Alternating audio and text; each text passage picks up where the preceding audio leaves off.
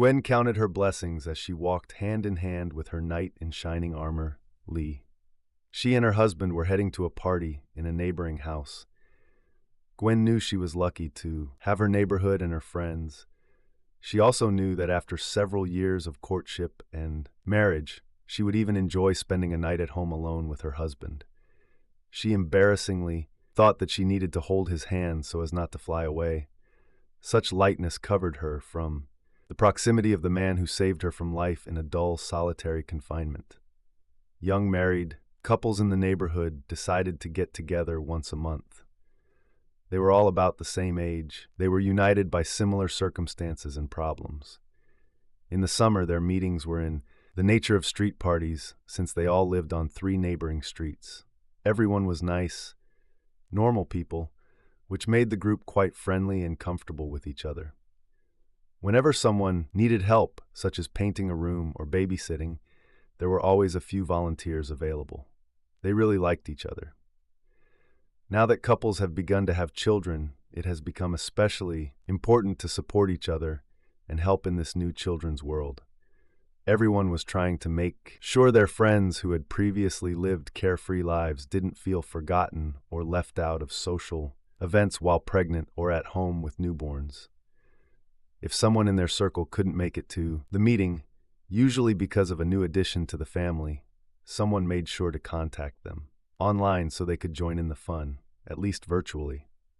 Gwen got ready for one of these summer get-togethers, but was a little disappointed when Lee walked away from her as the men went to help with a project in the garage and then got down to the important business of cooking a barbecue. The women stayed together to exchange stories and strengthen relationships, which was sometimes called gossip.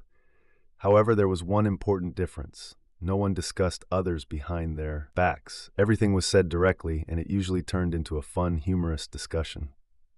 Even though they were already getting along great as longtime friends, there were still a lot of things they didn't know about each other, which provided great fodder for discussion. Susan, one of the neighbors with a talent for organizing meetings, started a conversation to diffuse the situation. Okay, girls, while the guys tell their battle stories and finish cooking, let's play a quick and shortened version of Truth or Dare. Gwen laughed and shook her head and said, "This can be a very dangerous game. Many people later regret playing it." With a smile filled with mischief, Susan replied, "Oh, I don't want anyone to get into trouble, believe me. I just want to get to know you better." She looked at Gwen with a strange expression. Despite this look, Gwen believed her and conceded. "Okay, what are you up to?" "Well, we all know how happy we are in our current relationship, so we can all call it a happy ending." So what brought us to this happy state, except for Gwen? All the women laughed, and Susan continued. "By the way, it seems to me that we are really happy, right?" All she got in response was nods and laughter, with Gwen's head nodding even more than the others. "Great, so let's get started. Before you met your husbands, was there anyone who made you lose your head? Someone who made you do something crazy and maybe stupid, but it left a lasting mark on your life?" "What?" Gwen burst out. Susan glanced quickly at Gwen with a strange gleam in her eyes. "No need to go into details, just in general terms. Maybe it was a night of passion, a spontaneous trip, or some wild adventure. Something that you still look back on with a smile, even though you know how stupid it was. You know, the premarital adventures that ultimately led you to your wonderful husband. Or maybe it was just a useful lesson, if not the experience itself." Several heads turned to Gwen, who closed her eyes, trying not to panic. This couldn't be happening.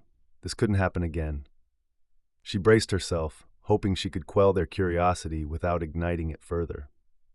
"Listen, girls, if we respond too carelessly without thinking about our precious husbands, we may do another stupid thing that we will regret later," Gwen warned. However, her words did not have the desired effect. The men finished their business and began to return to the women, but one of them raised his hand, signaling the others to stop. It was like a command in the jungle: freeze and be alert. They approached their wives, but they did not notice them, hidden by vegetation. The women's conversation could easily be overheard, and their hunter-gatherer instincts told them to stop, knowing that their wives were unaware of their presence. Gwen continued, "I may have memories, but I will tell you unequivocally, all my dreams are connected with my husband. Before Lee found me, I started to lose hope. That so-called happy story you're trying to extract left deep scars throughout my life until I met him. My husband saved me, took care of me, freed me from a painful past without even knowing he was doing it. Lee is a part of me that I simply cannot live without. Susan looked confused, her smile faltering slightly. Gwen's reaction was not at all what she expected. Gwen intentionally made eye contact with each of her friends, as if I start telling you stories that seem so exciting to you, they will be taken out of context, which will give them more meaning than they have, and what I have now will seem less important in comparison.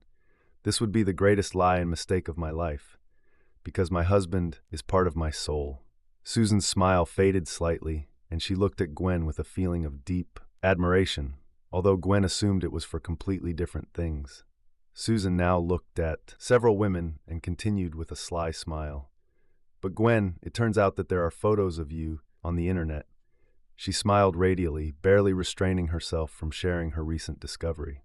Several women gasped in anticipation. Susan hastened to reassure them. No, not bad photographs. Not at all. But what would you say if you saw pictures of Gwen identified as herself on the arm of a well-known A-list actor, a handsome man that some of us may have dreamed or even fantasized about? Well, Gwen, tell us, how could you keep this a secret all this time, being our real celebrity? The women were stunned and incredibly excited. They turned to Gwen expecting a thrilling story, but instead they saw her crying, her chin trembling. Please know why you don't understand. It ruined my life. I moved several times to get away from it. I even changed universities. Lee found me. Lee saved me. My whole life is Lee. Susan's face changed, trying to understand. Oh God, Lee doesn't know, right? No, Gwen replied with panic in her eyes. You don't understand what it means to be involved with someone like him. This changes everything. Nobody wants to know me. Everyone wants to hear stories about him. All this lasted only a few weeks. Lee, he and I talked about sports and news, about normal things, like ordinary people, but there were very few such conversations. I don't have any inside information. I've only seen him a few times. It wasn't something out of Hollywood or even Disney.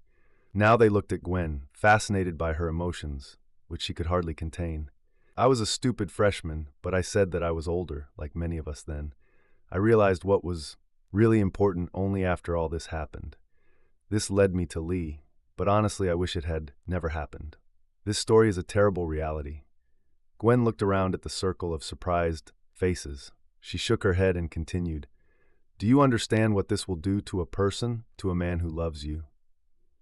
The people who supposedly cared about me changed their attitude once they found out who I was, overstepping my feelings just to hear stories about that man. If they did this to me, how do you think they would treat my husband if I stopped being myself and become just that actor's girlfriend? Then Lee will never be perceived as my husband. People who know about this only want to see me as that guy's ex-girlfriend, so that they can then say that they are supposedly friends with one of his girlfriends. Who I really am doesn't matter anymore. I'm only seen as one of his girls. Then Lee will never be seen as my husband. People won't even want to admit that. I've moved on and am happily married. If they can convince themselves that I'm still in touch with Mr. Hollywood, that will bring them one step closer to stardom. Through each other, my husband will be an obstacle to the status they want. What happened to me is the dark side of fame. I didn't realize there was a price when all this was happening. How can you tell your husband that it was just a young mistake when that's all people want to talk about when his wife is around?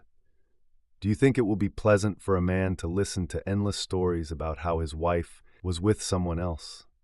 And they don't even add the word ex before the word boyfriend. At best, Lee will look like someone who picked up someone's trash instead of finding his woman. And that's only if our friends even acknowledge that Lee and I are together and don't continue to think that I'm still with them. Other people, some people who knew me before Lee, don't even want to admit that I got married.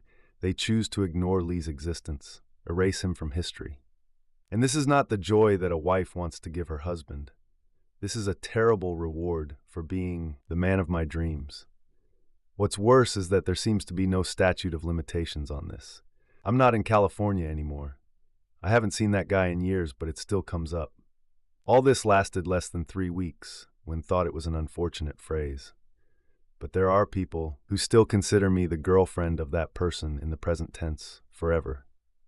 Understand that Lee will see this as a constant competition with the media image of a Hollywood star and not with a real person. Stars seem larger than life because the huge PR machine makes them that way. How will this affect Lee?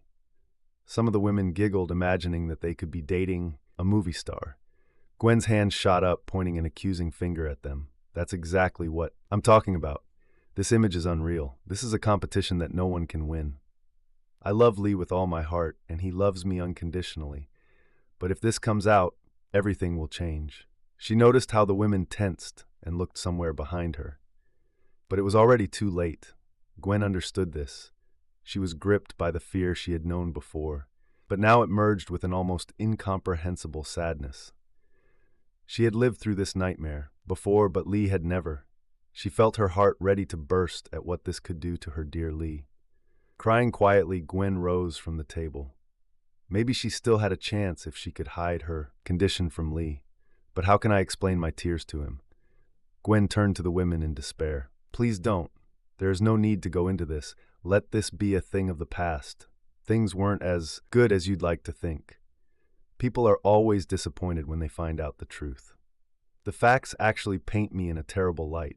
People stop treating me the same way once they find out. I love the way Lee loves me. Please don't discuss this anymore, and not even between yourselves. Don't look for this on the internet. Please let it all stay in the past. I beg you. Gwen was ready to run like a cornered animal. But we won't treat you differently, said one of the Gwen turned sharply to the speaker. You already have a different attitude. If someone else asked you, begged you to leave something in the past, you would do it. She was always amazed by the power with which fame could change people. But this is such good news, said a voice. Gwen's face contorted with bewilderment and anger. No, this is not good news for me at all, and it won't be such for Lee. This is my only secret from him. It would turn his world upside down. It will change our relationship. I love us the way we are. I don't want to hurt him, and I can't bear to lose his love. He is perfect for me, just the way he is. But you were a movie star's girlfriend. Gwen shot an angry glance towards the woman who said this. Seeing her reaction, she almost screamed. And for a faithful and loving husband, this should be almost the same as finding out that his wife was an adult cinema actress. Everyone froze, shocked by the intensity on Gwen's face. They saw that Gwen was now looking at them like they were monsters. She cried, begged them, but they didn't stop. They lost her as a friend. It's over. Gwen was scared to death, almost choking with fear, and they brought her to this. One of the women gasped. They all turned together to see what had startled her. Lee was standing behind his wife, Gwen. He had to hear the secret revealed what Gwen was so afraid of. The men standing behind him slowly backed away, realizing that everything had not gone as it should have. The women realized that they had truly betrayed her. Lee stepped forward from the group of men when he heard his wife crying. He did not understand what was being said, but the look with which he looked at the women was cold and furious. Most of them hadn't even noticed he was around, but now they all felt guilty for not leaving Gwen alone, despite her pleas. Now it was too late. What have they done? One of the men behind Lee said in a hushed voice, Sorry. Lee approached his shaking wife. She repeated quietly. He answered the men. No contact until I contact you myself. Okay, yes, of course, Lee, they muttered. Lee gently hugged his wife. She seemed so fragile that she could fall at any moment. Lady, he said with icy calm, and I use this word very loosely, I expect you to do everything my wife has asked. I know you're wondering, but just stop. You should have been her friends, but instead you acted completely dishonestly. Lee didn't know what it was that Gwen didn't want. He just heard her asking for it and supported her. What happened here? Gwen was petrified, except for her uncontrollable trembling like a redwood tree in the grip of an earthquake. She was unable to walk, so Lee simply picked her up. He pressed her to him and whispered, It's okay, Gwenny, we're going home, and that's all. There is nothing more. Everything is fine. I'll just hold you. Nothing more, nothing bad. He continued to comfort her, carrying her home like a child who had been injured. Gwen couldn't speak. She buried her face in his neck, her arms wrapped around his neck, scared of what she knew was going to happen. Lee felt a heaviness in his. It seemed impossible, but somehow still true. Gwen was afraid of him. She looked at him, like a hungry leopard circling its prey. He tried to talk to her, tried to make her something to eat, but she was shaking when he handed her a glass of water. It was clear that she was completely exhausted. She radiated so much nervous energy that she seemed to be losing strength every second. Lee felt relieved when Gwen allowed him to touch her, slowly reaching out his hand. It was strange, she was deathly afraid of him, but the touch calmed her. What the hell happened? He carefully took her into his arms and slowly walked towards the sofa, placing her on his lap. He calmed her down by rocking her slightly and noticed that it helped. When she calmed down a little, he carefully picked her up and moved her to the large rocking chair that had been passed down to them from his family. The rocking motion was more rhythmic and calming. Gwen fell asleep, emotionally exhausted, who falls asleep in the arms of a predator. Lee had no idea what was going on. That night, as he lay in bed, Lee knew better than to let his wife go. They undressed, remaining in each other's tight embrace. It would have been incredibly erotic if his wife hadn't been so depressed. He quietly soothed her when she tried to say something and held her close again, rocking her and stroking her hair until she finally fell asleep again. Lee knew that Gwen was always honest and straightforward, but when she was worried, she had an amazing ability to mix up metaphors and expressions, creating what appeared to be double meanings and misunderstandings. This often amused him, but now everything was different. For the first time, she simply closed herself off. Since he hadn't done anything wrong, and she hadn't spoken, he didn't know where to start to help her. He no longer liked her silence, whether it was intentional or not. The next morning, Gwen was basically the same. Tears and seemingly afraid of him. Her faint clues about what was troubling her only raised more questions without providing answers. Attempts to understand her fears without clarity only failed. Lee reminded her, "Baby, I didn't do anything wrong. I try my best to protect you. You see, I'm not going to leave. Everything is fine." But his words only hurt her more. An hour later, when the situation had not changed, he tried again. "Gwen, you say you're afraid I'll change. But I haven't changed, have I? But Gwen, dear, you are alienating your love from me. Please don't do this. I can't live like this. I hate that you're afraid of me. It would be better if you just killed me than this." These words caused a reaction. Gwen's eyes widened, and she fell to her knees in front of him. She clasped her hands in supplication, as forcefully as if she were begging for forgiveness. Lee couldn't help but notice how dramatic this pose was. "Lee, honey, please, please. I know how this must kill you, but please, I'm telling you as honestly as I can. I know how this will go. Please don't ask me for details. Please, details." This meant that he already had some information on which she based her fear. Lee tried to calm Gwen as gently as possible, but at the same time firmly. Already tired of this, he briefly wondered if the word gentle determination existed. Quickly deciding not, he continued, "When I believe that you and I will be together for a long life," frowning. He realized that he had not conveyed his feelings the way he wanted. "No, this doesn't quite convey my feelings. For me, it's more than an expectation, it's more like a hope. No, still wrong, it is more of a sincere prayer." Lee was pleased that he was able to correctly use the word sincere in a sentence. "I'll tell you honestly, at some point you'll still have to tell me." He stopped when he saw Gwen begin to tremble even more. The trembling intensified with every second. He changed his words as he went. "Something." Lee looked at her with concern, still trying to figure it out. "Don't worry, love. There's no need to rush. Just tell me one day when you feel like I've earned your trust." Gwen's jaw dropped. She couldn't breathe. Does Lee think he has to prove his devotion to her? She couldn't believe her ears. Lee believed that he had to earn her trust, although he had long become everything to her. How could he think that? "I hope that one day you will trust me enough to tell me something. You don't need to tell me everything. You don't need to go into detail. But if it's so important to you, if it has such a profound effect on my wife, whom I adore more than anyone else in the world, then it's only fair that I should know something, at least the gist." Gwen shook her head no for several reasons at once. She didn't want Lee to get hurt because of her past. She didn't want their relationship to change, but now she hurt him with her secrets and was already changing their relationship without even wanting to. Lee shouldn't think that he hasn't proven his love for her, shouldn't think that she has doubts about him. He leaned down and hugged Gwen tightly with his strong arms. Lee's face contorted slightly, at one end a sign that he was deep in thought. This process of discovering the truth was akin to trial and error, but it seemed to him that he had stumbled upon something important. I think you should hear this, Gwen. You know that I would never lie to you. Gwen, I didn't hear what you said, back there at the picnic table. I don't know what started this. I was at the back of the group of men. Those who stood closer may have heard your words, but I did not hear. I just heard you cry.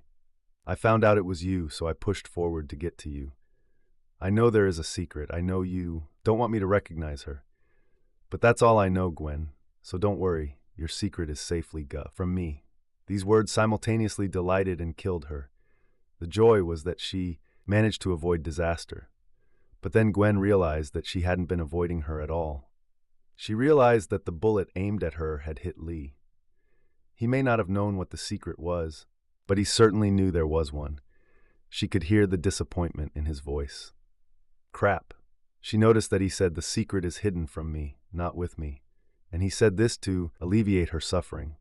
She was amazed at his nobility. Lee continued, "Don't worry, Gwen. I'm not trying to pry into your business. I just need to know how to help you, honey.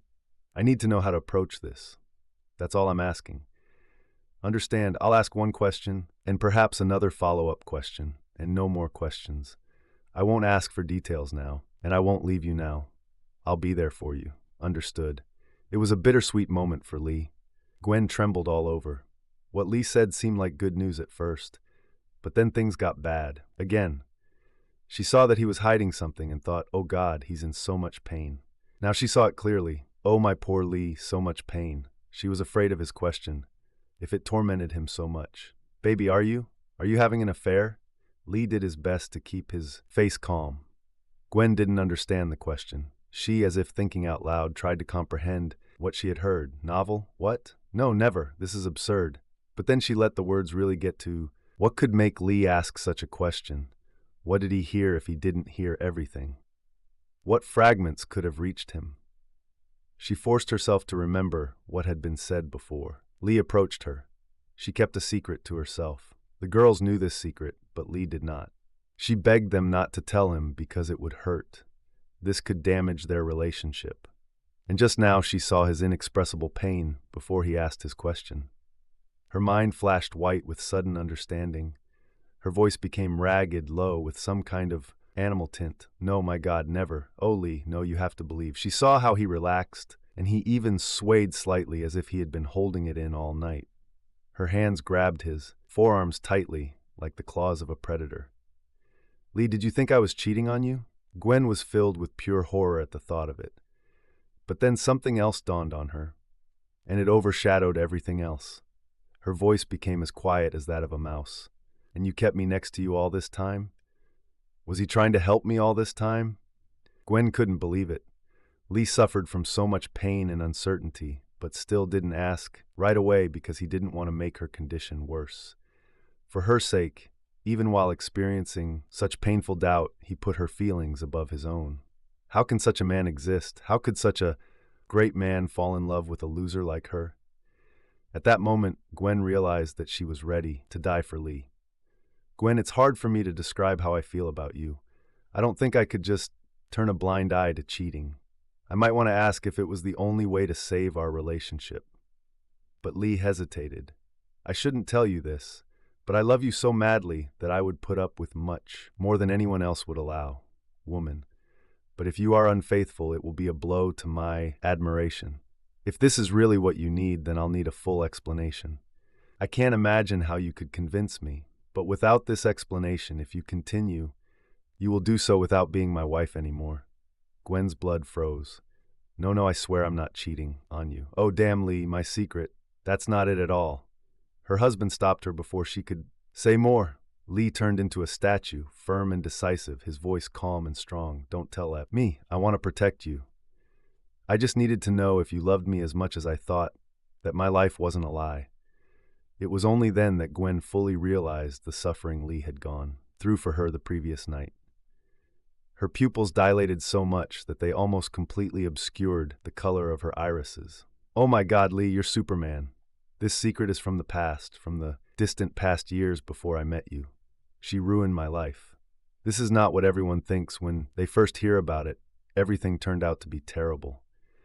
You saved me, Lee. You broke through all my suffering.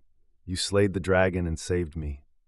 If I can love more, then this love will be yours. You already have all my love, and you will always have it. I swear, Lee, you have nothing to fear. No part of my loyalty belongs to this secret. I can't explain to you how much I regret that. This happened. I want you to have all of me. This secret is not something I want to keep from you. I want to protect you from her, and I'm afraid that if I talk about her, it will revive the dragon that you already killed. That's the whole point. This dragon doesn't want to stay dead. He's ruining my life. Lee, please, my love, understand. I hate this damn dragon." There was real hatred in her voice. Gwen held Lee's forearm tightly, her fingers still digging tensely into his skin. "I thought I would be alone for the rest of my life. But a knight appeared on a white horse. He was more special than I could ever understand and saved me. You are my knight, Lee. I can't love you more than I do now. I want to. I will try to grow up to give you even more love in the future." Gwen looked at Lee with her mouth open. He seemed more relaxed. She felt that the dagger was still in his back, if not in his heart. Gwen closed her eyes, aware on some level that she was not giving her lover what she should by saying what she was about to ask. "Lee, are you saying that you leave everything like this?" His irritation was not hidden. "Baby, I wish you were confident enough to be completely honest with me. Knowing that I don't deserve that level of respect and love from you hurts." Gwen felt dizzy. She hated to think about it. She heard a gurgling sound coming from her throat. Was she about to throw up? Lee continued, his voice measured and confident, but a little subdued. "But since I haven't earned it yet, I will. I started yesterday. Worked on it last night and today, and will work on it for the rest of my life. I pray that one day I can become the man you want me to be." Gwen's eyes opened wide and her jaw dropped.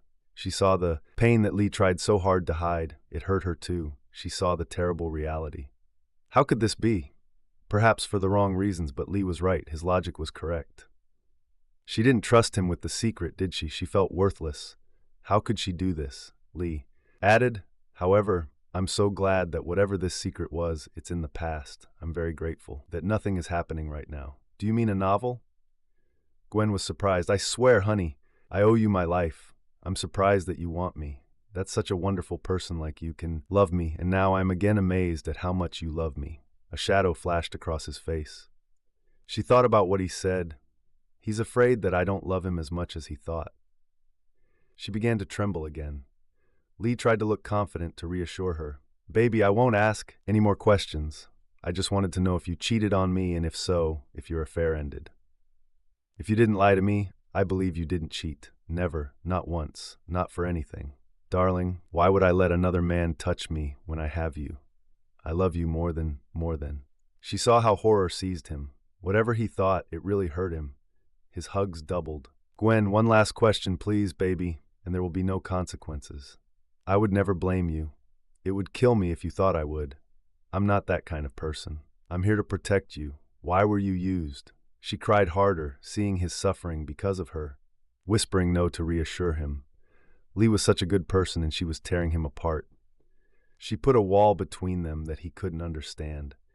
His reaction to her closing herself off from him was to show concern after concern. There was no goodness or justice in this situation. She gathered her strength to give him a fitting answer. "Oh God, no, honey, no. My problems are insignificant compared to what women who have faced something similar have gone through. I created my problems for myself. It's so weird. If I did what I did to some college guy, no one would notice it, but because, well, it's a smell that won't go away. You washed it away from me. I thought this stain would never go away, but you did. I don't deserve a man who thought I might have cheated on him and still tried to comfort me all last night." Gwen pulled back to look into his eyes, still crying. Lee explained, "It was obvious that you loved me. I prayed that if it did happen, it would only be one time and it would be over.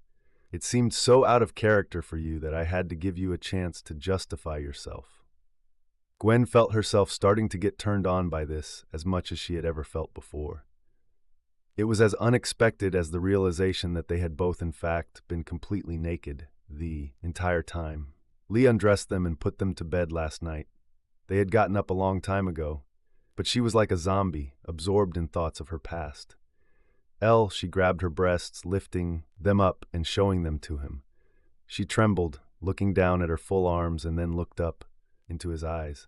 "Lily, I love me, please." Gwen started crying again. The next moment she was on her back, and he was already inside her. She grabbed his back, wrapping her legs around his waist to pull him deeper, moaning with love and gratitude. "I can't live without you, Lee. Please love me. Please always love me." Over the next few days, Gwen stayed close to Lee like a puppy. He kept his word without asking her a single question. However, Gwen saw the shadow. Lee believed she didn't trust him with her secret. She had seen the dire consequences. If she didn't trust him, it meant she didn't love him as much as he thought she did. This was not true. How could she convince him of this without telling him her secret? But damn, she didn't trust him with her secret, right? Lee now knew about the existence of a wall between them, which he had never known about before. Although small, this wall was now doomed to grow. The problem was not its size, but the fact that it existed. Gwen built him a wall to keep him outside. It wasn't right, even if it was for his own good, as she claimed. The worst part was that under these conditions, Lee would never know whether it was truly for his own good. Gwen rubbed her forehead, wondering if there had ever been a man as loyal and trustworthy as Lee. If anyone deserved to know the truth, it was Lee. How could she do this to him? Still, how could she not do this? Gwen somehow gave Lee the choice of lady or tiger. 2 doors behind one is a lady, behind the other is a tiger. But for poor Lee, there were tigers behind both doors. Gwen felt like she was suffocating. Something had to be done. Gwen pulled him into the bedroom. "Lee, I want to ask you a few questions. Yes, I see the irony.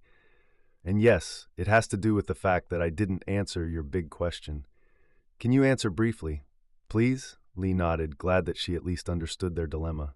Even in her agony, Gwen couldn't help but laugh. "You can answer in a little more detail than this." Lee just looked at her. Although there was no hostility in his gaze, it was obvious that he was not in the mood. Gwen gave him an adoring smile. "Lee, let me try to get closer to this. Damn it. This is all my fault, and I hate it, especially that it hurts you. It's not that I don't trust you with my secret. I don't trust the situation itself. It's like a contagious disease. You saw how the girls reacted. They couldn't leave it alone. You were angry at them too. This happened every time someone found out." She thought about the conversation with her friends. I promise I wasn't a sex star." Gwen smiled at Lee. He didn't smile back, not even realizing that this answer might have been on the list of possible options. Gwen's smile slowly faded as she read in her husband's face that she still hadn't made the situation better. Lee noticed the weight hanging on her shoulders and the blood rushing to her face. "Lee, you are the most wonderful and most reliable person I know. Undoubtedly, it's unfair, especially to you. I want to tell you apart. You asked about the past, and I want you to know that, but talking about it scares me to death. So if I tell you a little, can you not ask too many questions? I understand that you may misunderstand something, and this may raise additional questions, but if I wasn't afraid, I wouldn't hide it, right? And Lee, understand, I did not intend to hide this from you. I tried to keep it a secret from everyone." He smiled and nodded, again watching as she took a deep breath, trying to gain confidence. Gwen started to speak, but quickly hesitated. She took another deep breath, smiling nervously. "Lee, for me, it's like playing with a stake in Dracula's chest. I am terribly afraid of accidentally releasing this infection into freedom again. The last place I want to be is this creepy crypt. I want to be in the sun, but instead, I, without realizing it, brought us here." Gwen suddenly threw up her hands, in despair. "I feel like I'm playing beer pong on a control panel that fires a nuclear weapon." Lee gave her time to calm down. She sat at his feet while he sat on the bed. "There are photographs." She fell silent. Lee looked sympathetic. Gwen shook her head. "These are not dirty photographs. I'm barely dressed, of course, but there are the usual pictures of a student girl. Summer clothes, swimsuits. In fact, this is all that it could be, if not for one big, but Lee waited patiently. Contrary to how his wife behaved, he was in no hurry. Lee, I dated a guy just for a short time, and he was famous. Gwen bit her lip so hard it started to bleed. Lee stopped her and hugged her. After a while, she tapped him on the back, letting him know that she wanted to continue, and thanked him with her eyes. When she spoke again, her voice was quick and nervous. When someone finds out about this, they immediately change. They don't care who I am anymore. They only think about the famous guy. This vampire analogy is really accurate. Dear, it wasn't long. It started quickly and ended quickly, but it ruined my life for years. And you fixed everything. You made my life wonderful again. I never felt anything for him.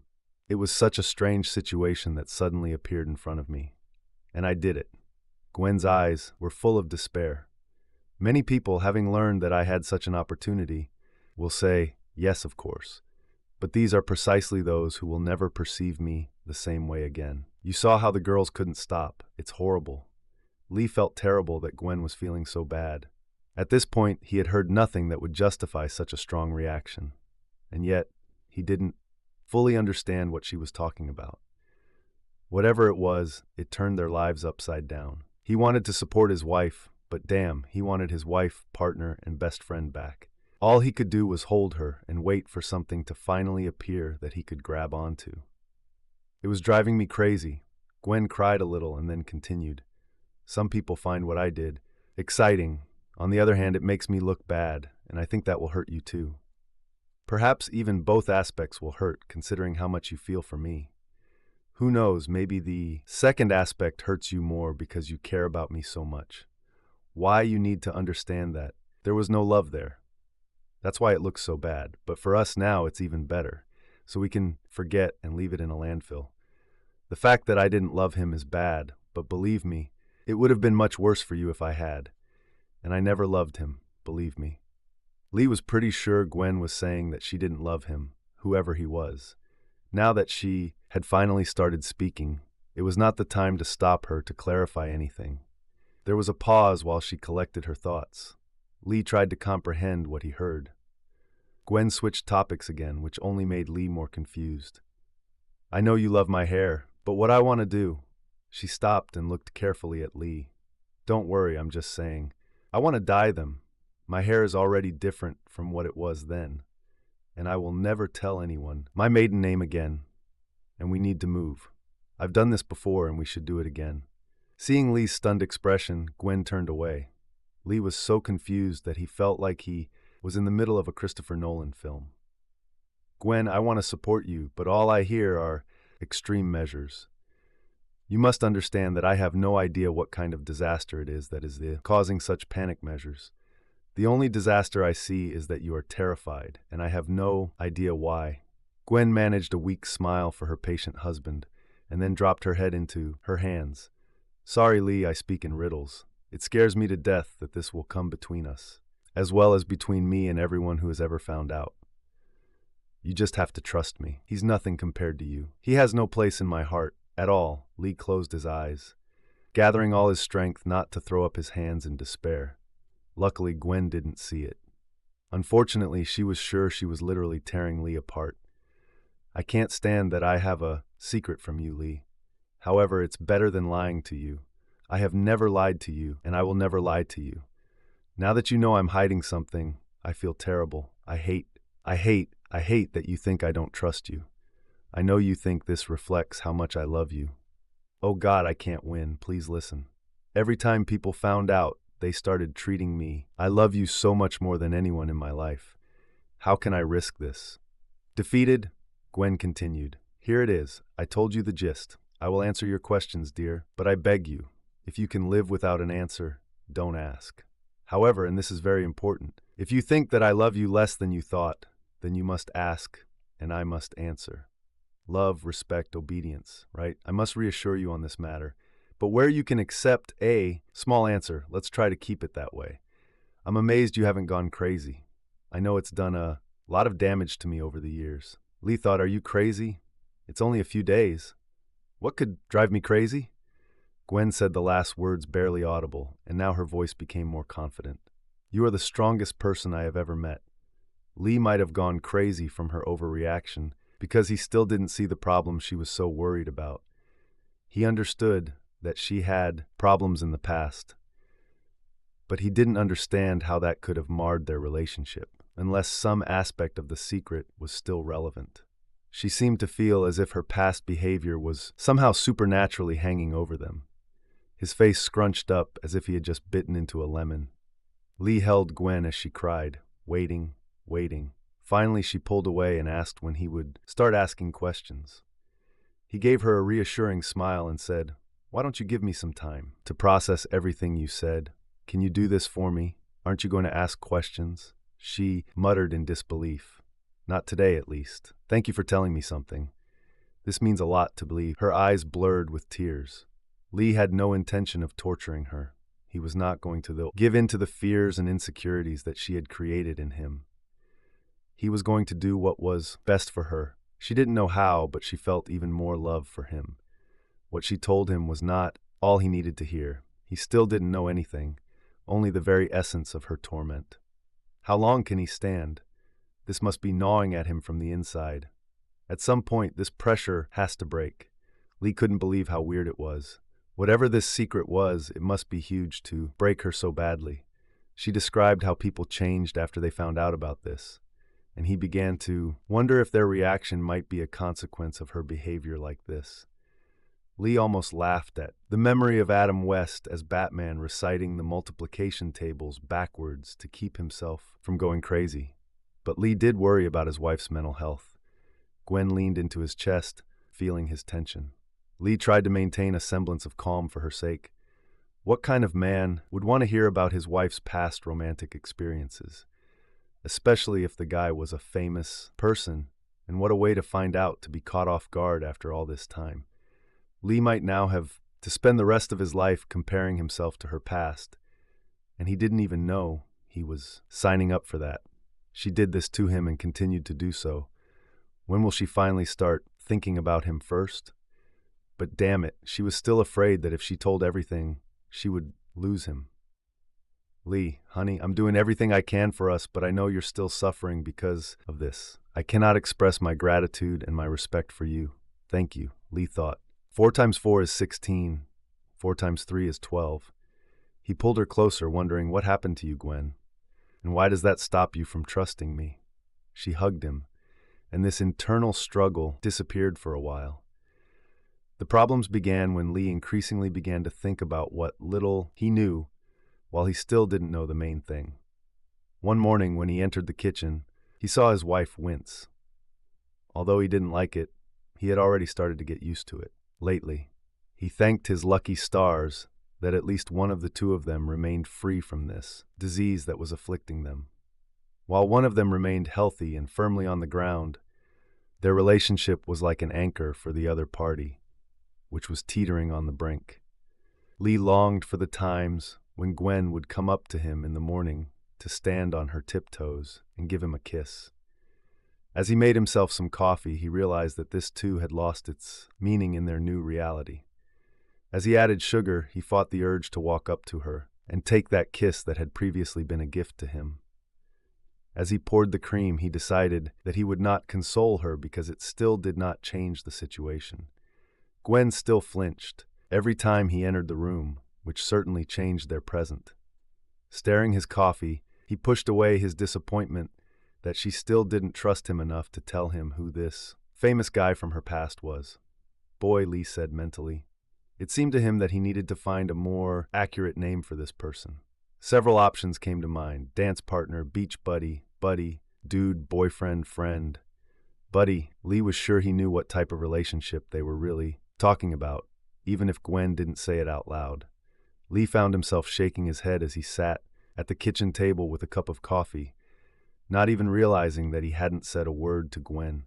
Instead, his thoughts wondered what kind of person could have such an effect on a woman. Years have passed. She seems to be happily married, but she still says that this man ruined her life. And Gwen swore it wasn't like a story where a husband leaves his wife in the lurch. although that was the only analogy he could think of to explain such an influence. For it to cause such pain after so long, there must have been strong emotional attachments that she swore didn't exist. Isn't she denying it too harshly? Is it something she's hiding even from herself? No, he decided, forcing himself to calm down. Not telling me everything is not the same as lying. Gwen admitted that she has a secret, but we hide some things out of shame and others to protect, ourselves or others. No, stop it. She swore that this is not so, and there is a big difference between lying and swearing that a thing is not true. It bothered him that he was having trouble finding the words, so he took another sip. Gwen said she protected Lee from this man. Lee began to wonder who this person was that Gwen was protecting him from. Lee was an independent person. He followed his own path. He wasn't someone who always did the opposite just to be different from others. He was sometimes in tune with those around him, but it didn't bother him if he found himself on a different path. Lee asked himself, who is this person that Gwen is afraid of me finding out about? Lion tamer? No, that would be cool. Just because it's so unusual. And if she wanted me to master working with a whip, I would definitely do it for her sake. And she knows it. Damn it. Lee looked into the cup, feeling his irritation rise that he was getting irritated again. My thoughts kept racing. Surgeon? No, it doesn't bother me at all, and I don't think Gwen has a soft spot for doctors, although he may have burned it out of her. But if that's the case, that means it's already passed, right? He felt relieved and took another sip. Politician? No, this is not our case, and neither of us likes politics. Astronaut? Someone needs to look into this. This could make a good story. Lee was about to ask Gwen about it, but instead he took another sip of his coffee. There's no coffee left. It hit him like a bolt from the blue. He drank the entire cup, lost in thoughts of Gwen's ex. He thought that this did not concern him, that the past should remain in the past. His thoughts raced. Damn it, if she said I dated a veterinarian, but honey, he was the most famous veterinarian in the world. I would have let it go right away. But the fact that she hides from it so much makes it seem like she is still in this relationship. This person had to be special to have such an impact on her that it would affect us, all these years later. Thank God I don't give in to this. Lee looked into the empty cup again. He looked at his watch. 15 minutes had passed. He thought, no, God stuck in his thoughts in complete silence for 15 minutes, involuntarily. Lee said out loud. Oh no, he looked up and saw that Gwen had been nervously watching him the entire time. Gwen and Lee gulped at the same time, realizing that the situation had finally caught up with him. Gwen noticed that Lee was becoming more and more thoughtful as time passed. She expected this to lead to a dark period, perhaps even outright anger. She wasn't sure what his growing thoughtfulness meant, but she knew for sure that it wasn't good. Usually he would think about a problem, then either deal with it or perhaps get angry, but this was a positive outlet for the emotions. But leaving her husband to languish in uncertainty without letting him understand what the threat was did not allow him to develop a plan to overcome it. His problem was that he was living by a strange, twisted line from Shakespeare, living through the throes of an imaginary drama. Gwen shuddered, imagining what a man might imagine about his wife's past, which still drove her to panic after all these years. She wanted to cry, realizing that she had actually already given away that their relationship was sexual. She didn't want to think about how much she might have hurt Lee. She hated herself for leaving him in this state with no way out. If he couldn't handle it, he couldn't move on, and she still hasn't figured out a way to stop his torment. Lee must have felt as if she had pushed him into lava and made no attempt to help him get out. He continued to support her while the situation literally ate him up from the inside. It was a ticking time bomb. Sometimes Lee walked through the room seemingly completely normal, and sometimes he looked out of place as if lost. Then he would begin to behave as usual again, but soon began to get nervous. Eventually he would blurt out a question. Gwen, when you say famous, do you mean a person famous by name or actually famous? She looked at him, trying to understand what exactly he meant. Do you mean someone like a famous writer whose name is well known, but no one knows his face? Yes, no. This exchange always seemed anticlimactic to her. Lee walked away, trying to look normal, as if he had never asked the question. Gwen knew that he often found a quiet place to be alone and deal with the low anxiety building inside him. These little questions were his attempt to tame his growing demons. If Lee had stayed to ask her 20 questions, she would have answered everyone, although he usually limited himself to one. She didn't intend to hide the truth from him, but she didn't want to provoke these questions herself. It seemed like it was like a disease, where the only cure was a dangerous drug, and Lee knew it. He took only small doses to control the symptoms, fearing more dire consequences. Gwen sighed heavily, thinking, I warned him, and he's trying to do the right thing for me and for us, but he doesn't care about himself. He suffers because of me. These brief questions did not happen often, but became commonplace. Gwen, is this someone public? Yes, still even more. Then Lee would wave it off with a casual shrug, although Gwen could see that he was either trying to reassure her or convince himself that it didn't matter. But this clearly kept him on the hook. Otherwise, he would not have asked in such a roundabout way. One Saturday, when they were supposed to be gardening, she realized that it was tormenting him greatly. And Gwen, yes, my love, news. She couldn't help but laugh. Yes, of course, the news makes the students faint. Gwen smiled until she realized that her remark about fainting had hurt him. Damn, I'm sorry, my love. I didn't mean it that way, I swear. She was still standing in the garden, looking at Lee with regret, and added, No, dear, he was not a newsman. She tried to touch Lee, but he walked away, hiding his pain from her. It was bad. She remained in the garden, deciding to give him time. Later, he passed by, again, this time still thoughtful. Musician, he asked, as if deliberately avoiding the word. No, dear. This time he seemed happy to leave. When Lee passed by again, he looked more worried than usual. Having reached it, he stopped, clearly in pain, looking at the ground. She realized that this was a difficult question for him and focused on it. Athlete, he blurted out. She stood up and wanted to hug him. No, dear. Before she could hug him, she saw his shoulders relax in relief. He quickly left. Gwen went back to the wedding, letting the situation clear in her head. Lee thought about professions where he could not compare with this man in his field.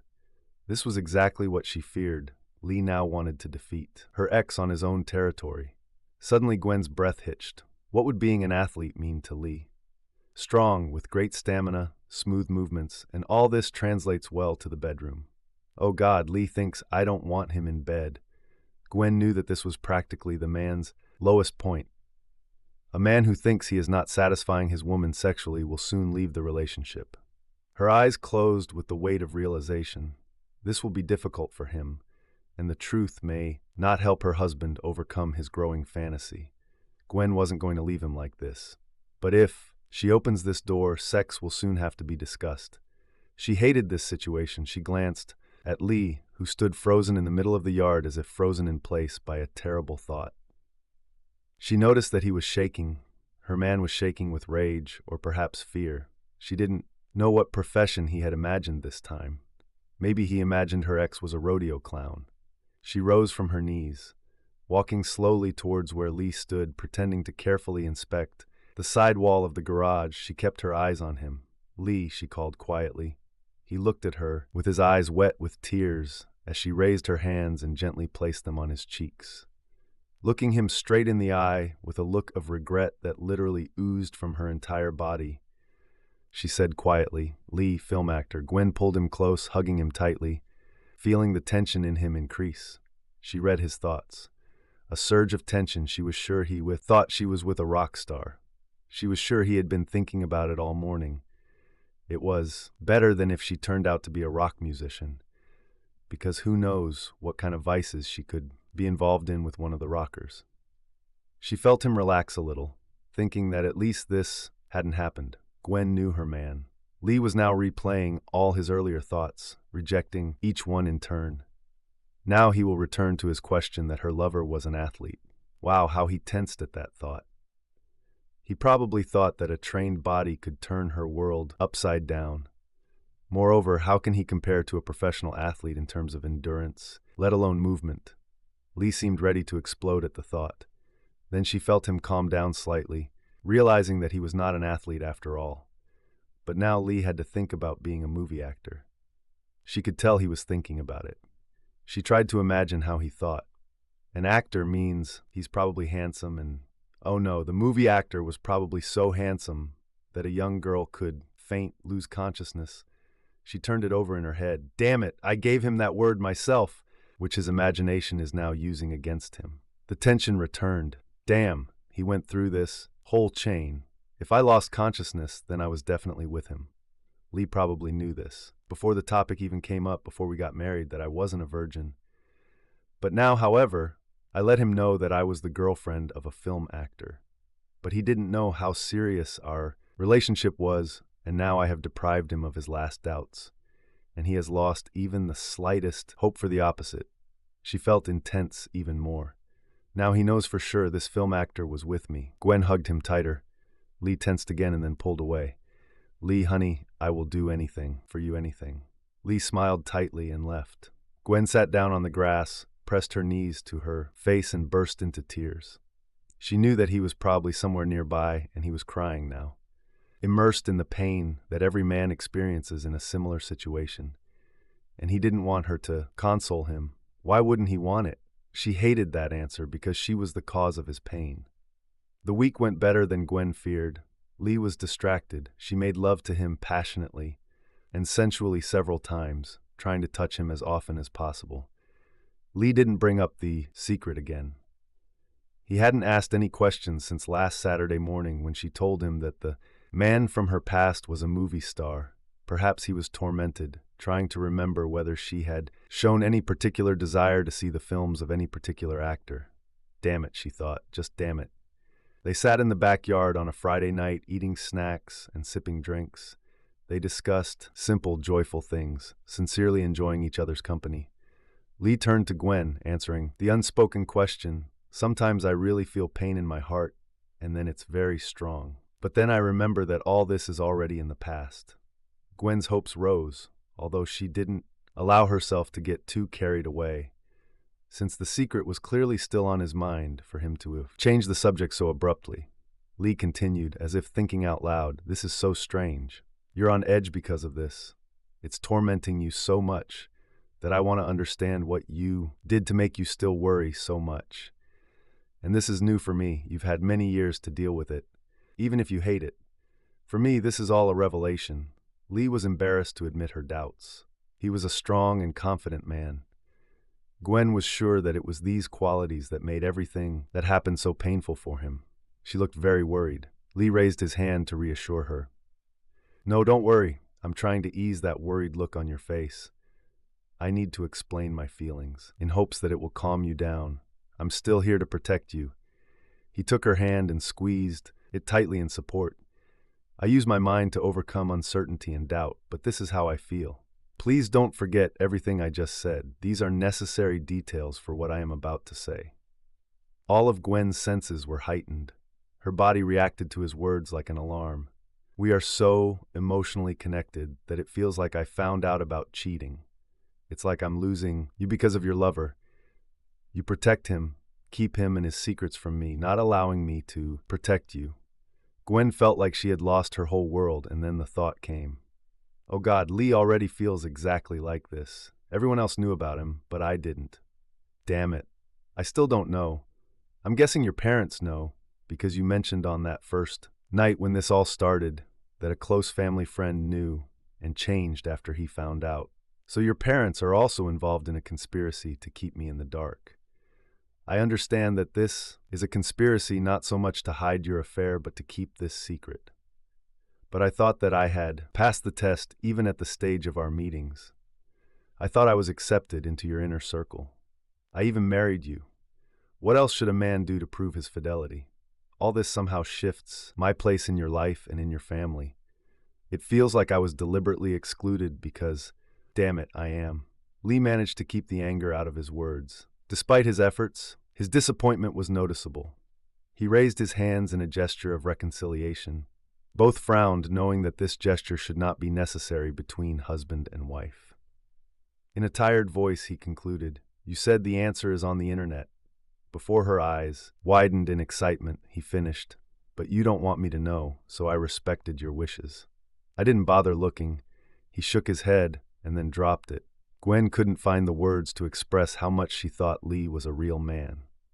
She was sure she was looking at him with her mouth slightly open.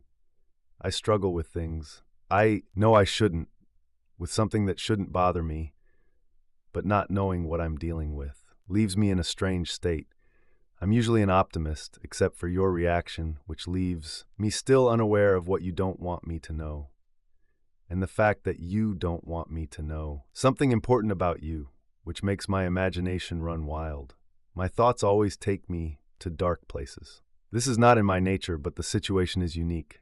I usually confront the problem head on and think about what needs to be done to make things better. But I can't deal with an invisible enemy.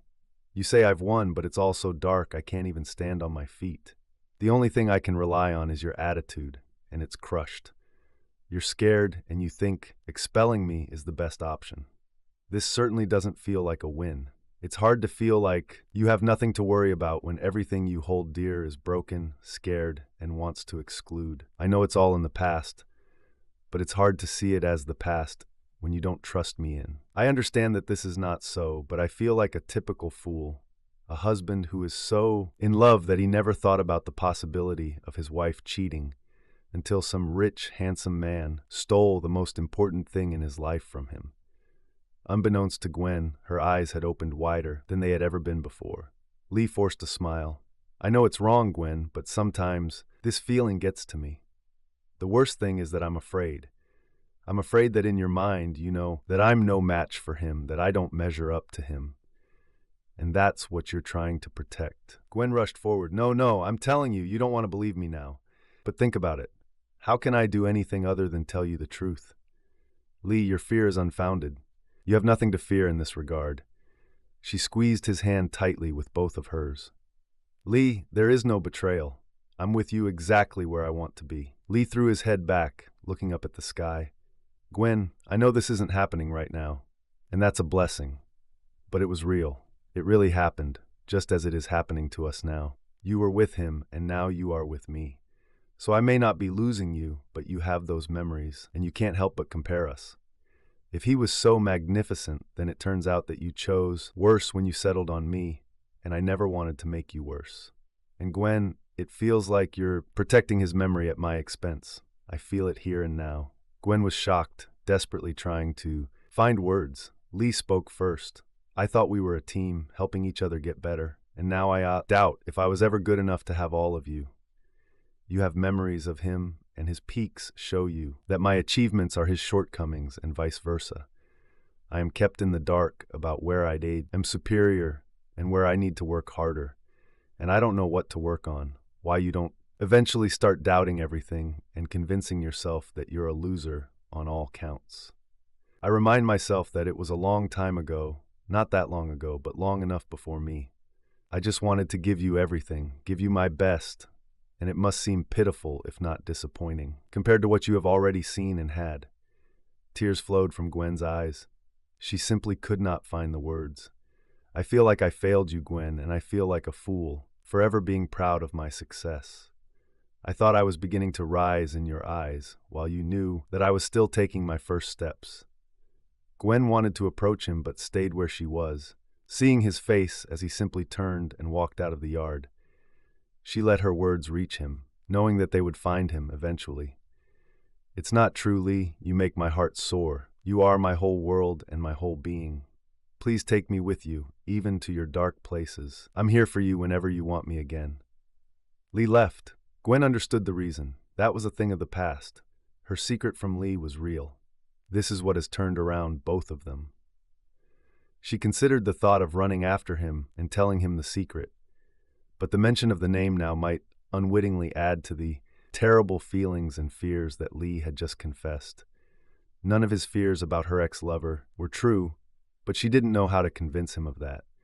She herself became a victim of her secret. Distrust of him made him doubt her. She hated her past. It was a spider's web, and with each twist and turn, she found new ways to confuse her. After giving Lee time to sort out her feelings, Gwen prepared a simple dinner that they both barely tasted. They were silent, but they were together. She didn't leave his side that night. When he finally fell into a restless sleep, she laid her head on his chest, trying to think it all through. The week was quiet, too quiet.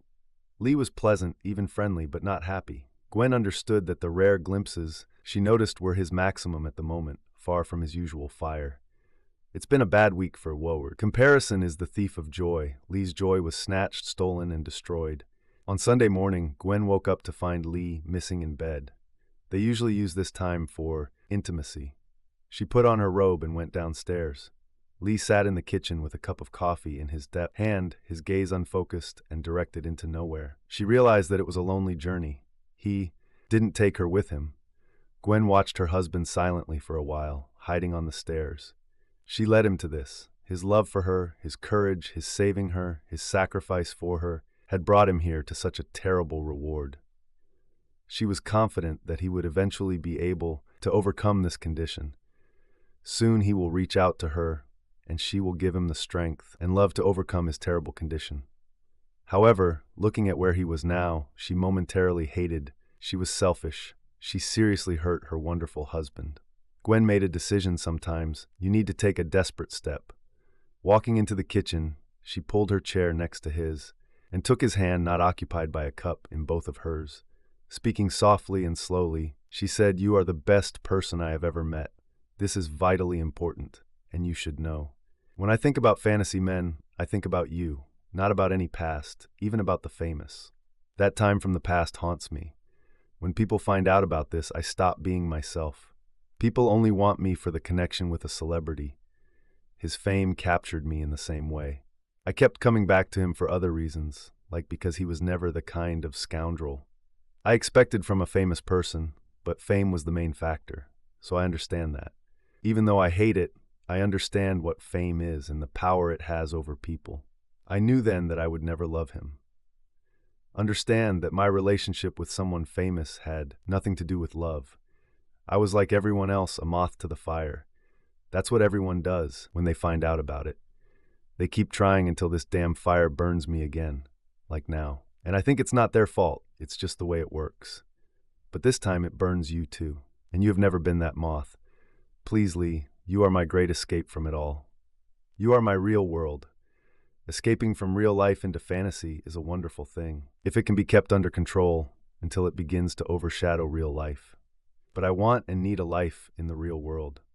The world of fantasy cannot compare to what you offered, what you gave, and continue to give me. A reality that surpasses all my wildest dreams. Honestly and truly, Lee, you have given me a reality that is far beyond that fantasy of the past. I'm not fighting to keep that past affair a secret. I'm fighting for us to keep you. Please, please let this past die. She was at a loss for words when Lee turned to her. Gwen, I feel like the ground is disappearing from under my feet. The water is rising, and I'm losing my footing. I need to know something. Gwen felt that there was some message hidden in his words that she had to unravel. She realized that there was something that she had not yet realized. Now she knew it existed, but she had no idea what exactly it was.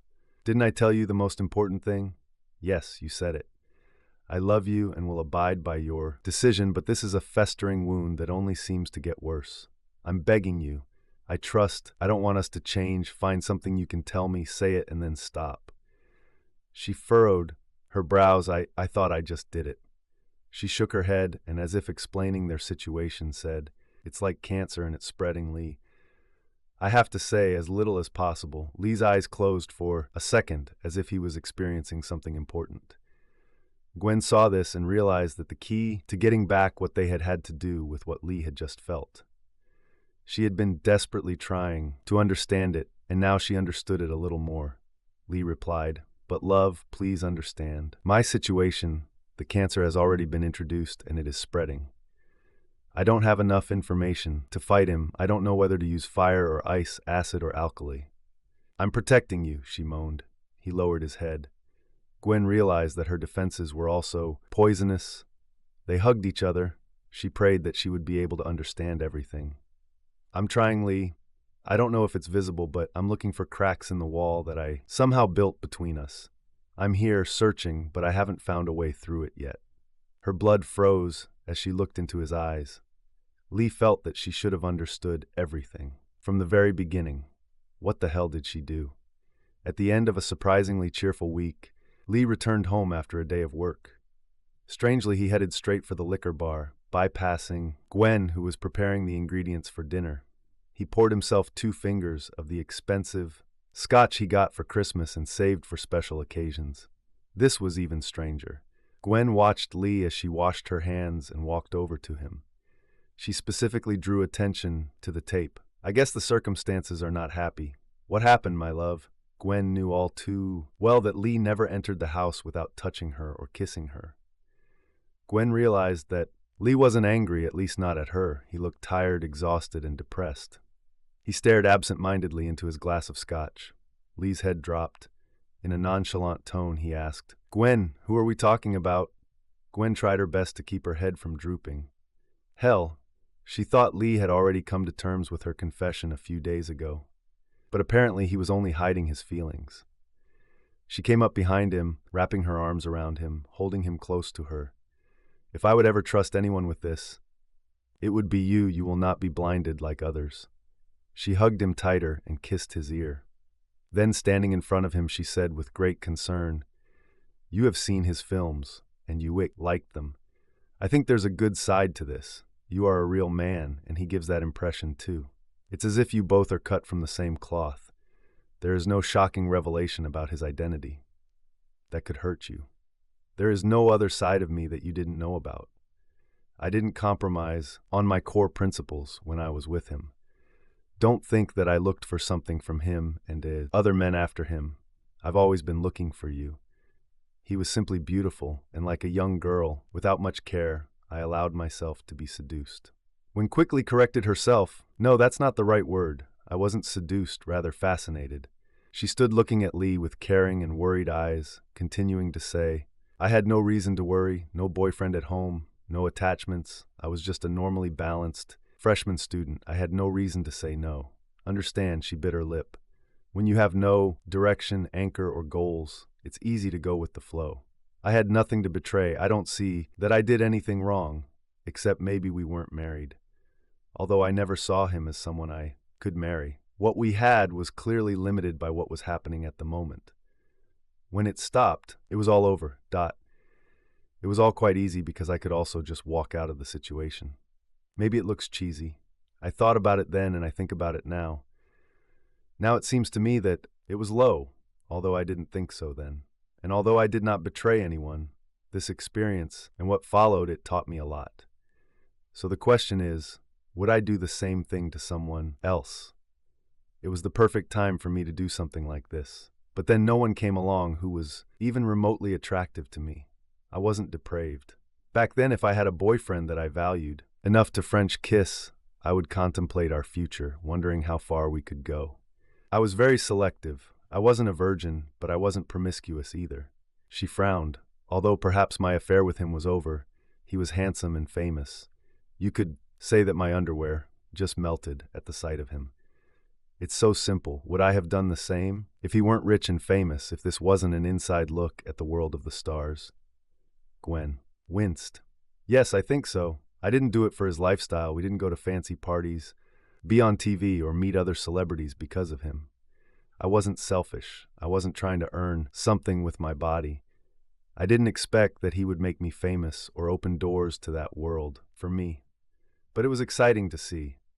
Although I wouldn't be so interested in it if it weren't for, I was in it for him. But my love, he was not a real man. He was a creation and invention. Gwen paused, desperately trying to find the right words to explain. He was honest, kind, and, well, he had movie star looks, and that's what attracted me. His appearance was hooky, but if he turned out to be a creep, I wouldn't go for it. On the other hand, he was an actor, so he could have fooled me. But I don't think I was deceived. It didn't last long, because we had no chance for a future, so I didn't feel used. Regarding this aspect, I knew exactly what I was getting into. I never thought I'd marry him. Lee interrupted her. And you didn't care, right? Realizing that Lee understood, Gwen quietly replied no, hoping that would calm him down. I wasn't even sure he didn't have other girls at the same time. To be honest, I believed they existed, but they weren't available when he called me. And you tried not to ask, right? The second strike is against me, Gwen thought. Lee understood everything perfectly. She answered honestly, no. You simply rejoiced at every minute spent with him and never refused him anything. Her lips curled into a small pouch as Lee continued. You were just in seventh heaven, feeling like the luckiest woman in the world. Her eyes widened at how well he understood, but also at the fact that his understanding wasn't playing to her advantage. She hoped that her suppressed emotions would help her, but Lee only became angrier, cutting into the essence of what was happening, and it infuriated him. Although she didn't fully understand why he was so angry, "Baby Lee, please understand me. I was just another girl, barely out of high school, and a man who was on People magazine's sexiest people list took an interest in me. It was unreal. I thought I was doing a good job already, knowing it wouldn't last long." Gwen closed her eyes, realizing that the mention of the sexiest man alive must hurt her husband, both in his heart and in his pride. It was a stupid mistake on her part. She realized with horror that Lee could now go back and see who had been awarded this title and find out who she was with. She didn't know what tying his face to her past would do to him. She needed to convince him that she would choose him 10 times out of 10 over. That man, her nerves were tense to the K. "Dear, Age, he didn't ask me to do anything weird or even wild. But you immediately had feelings for him, right?" Oh my God, she thought. Her mouth was a third open. Her lips suddenly became very dry, but she was afraid to moisturize them. Licking your lips might look like a sign of passion. She wouldn't dare give Lee the slightest reason to think that her past was causing her such. Everything scared her. Lee's voice took on a menacing tone. She trembled, closed her eyes, and looked down. But wait, she couldn't let the thought he just voiced tear him apart. If she had to relive it, then so be it. She put it into Lee, and now she had to help him get rid of. "Let me ask you, Gwenny, have you spent more than one night in a row with him? Do you really want me to answer that?" Wow, that means yes.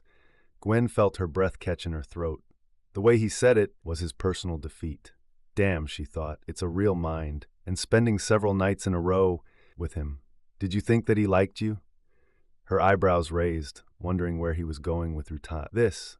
Was there another girl there at that moment? No, she barely whispered. If she was, would you agree to a threesome? Yes, I would agree. Yes, she shook her head, thinking the worst things about herself. Will you do this for me? Oh, damn, Lee, he never asked for this. Well, maybe I'll ask. Gwen tried to make eye contact with her husband. She hated the thought of another girl being with Lee. Hateful. She nodded so he could see her answer. She would do anything to keep him, and even more to prove her love to him. She swallowed, her decision made, and she was relieved when he continued, ending the awkward pause in which she had been speechless, and filling the void that had enveloped them. "So no other girls, just you and Mr. Sexy. I bet you were flying with happiness. I don't think I've ever done anything like this for you." Gwen couldn't believe he said that. He must not believe it. Her voice came out with much more passionate intensity than she expected. "You did. You definitely did it. That night when I realized I was in love with you, and again when you proposed to me, and many more times. Honestly, I don't know how to be more honest, but you flew with happiness with him, and for this you didn't need love. It was too late to deny it. How long did you know him? About 3 weeks. But he was busy all day, even on the days when I saw him, and honestly, I didn't stay with him all this time.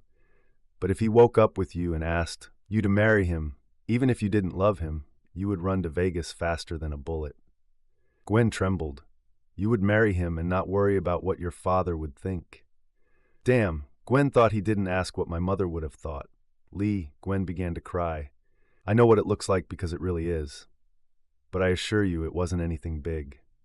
I wasn't a virgin, but I didn't have much experience either. However, when I went with that guy, I knew he would get me and I let it happen. I don't always like this word, but we had sex. We had sex like crazy, but it was all just physical sex. Sex for fun. All the magic was not in the intercourse itself, but in the surroundings, in the improbability of what was happening. It was the most incredible, how is this possible, and how can this happen to me, I have ever encountered. Plus, he was a great guy. I'm sorry to tell you this, but Lee, I knew what his interest in me was, how limited it was, and I went for it anyway. I didn't expect anything more from this. And it was nothing more. That's what I meant when I said it doesn't make me look good. I'm so ashamed to say this to you more than anyone else. Honestly, I was a girl of easy virtue. I was his girl of easy virtue. I was a girl of easy virtue for him. He treated me well. Didn't try to offend or humiliate me, but I was there to be used sexually, and I let him do it. That's what I mean when I say I was a prostitute. We talked more than we did, but he wouldn't have asked me out if he wasn't going to have sex with me. I know what it looks like now. I knew this even before I met you. Now it's even worse. Not only because I don't want to be a girl of easy virtue, but also because you see something more in me. You see me in a way that I don't see myself. You don't see me as a girl who could make such a decision.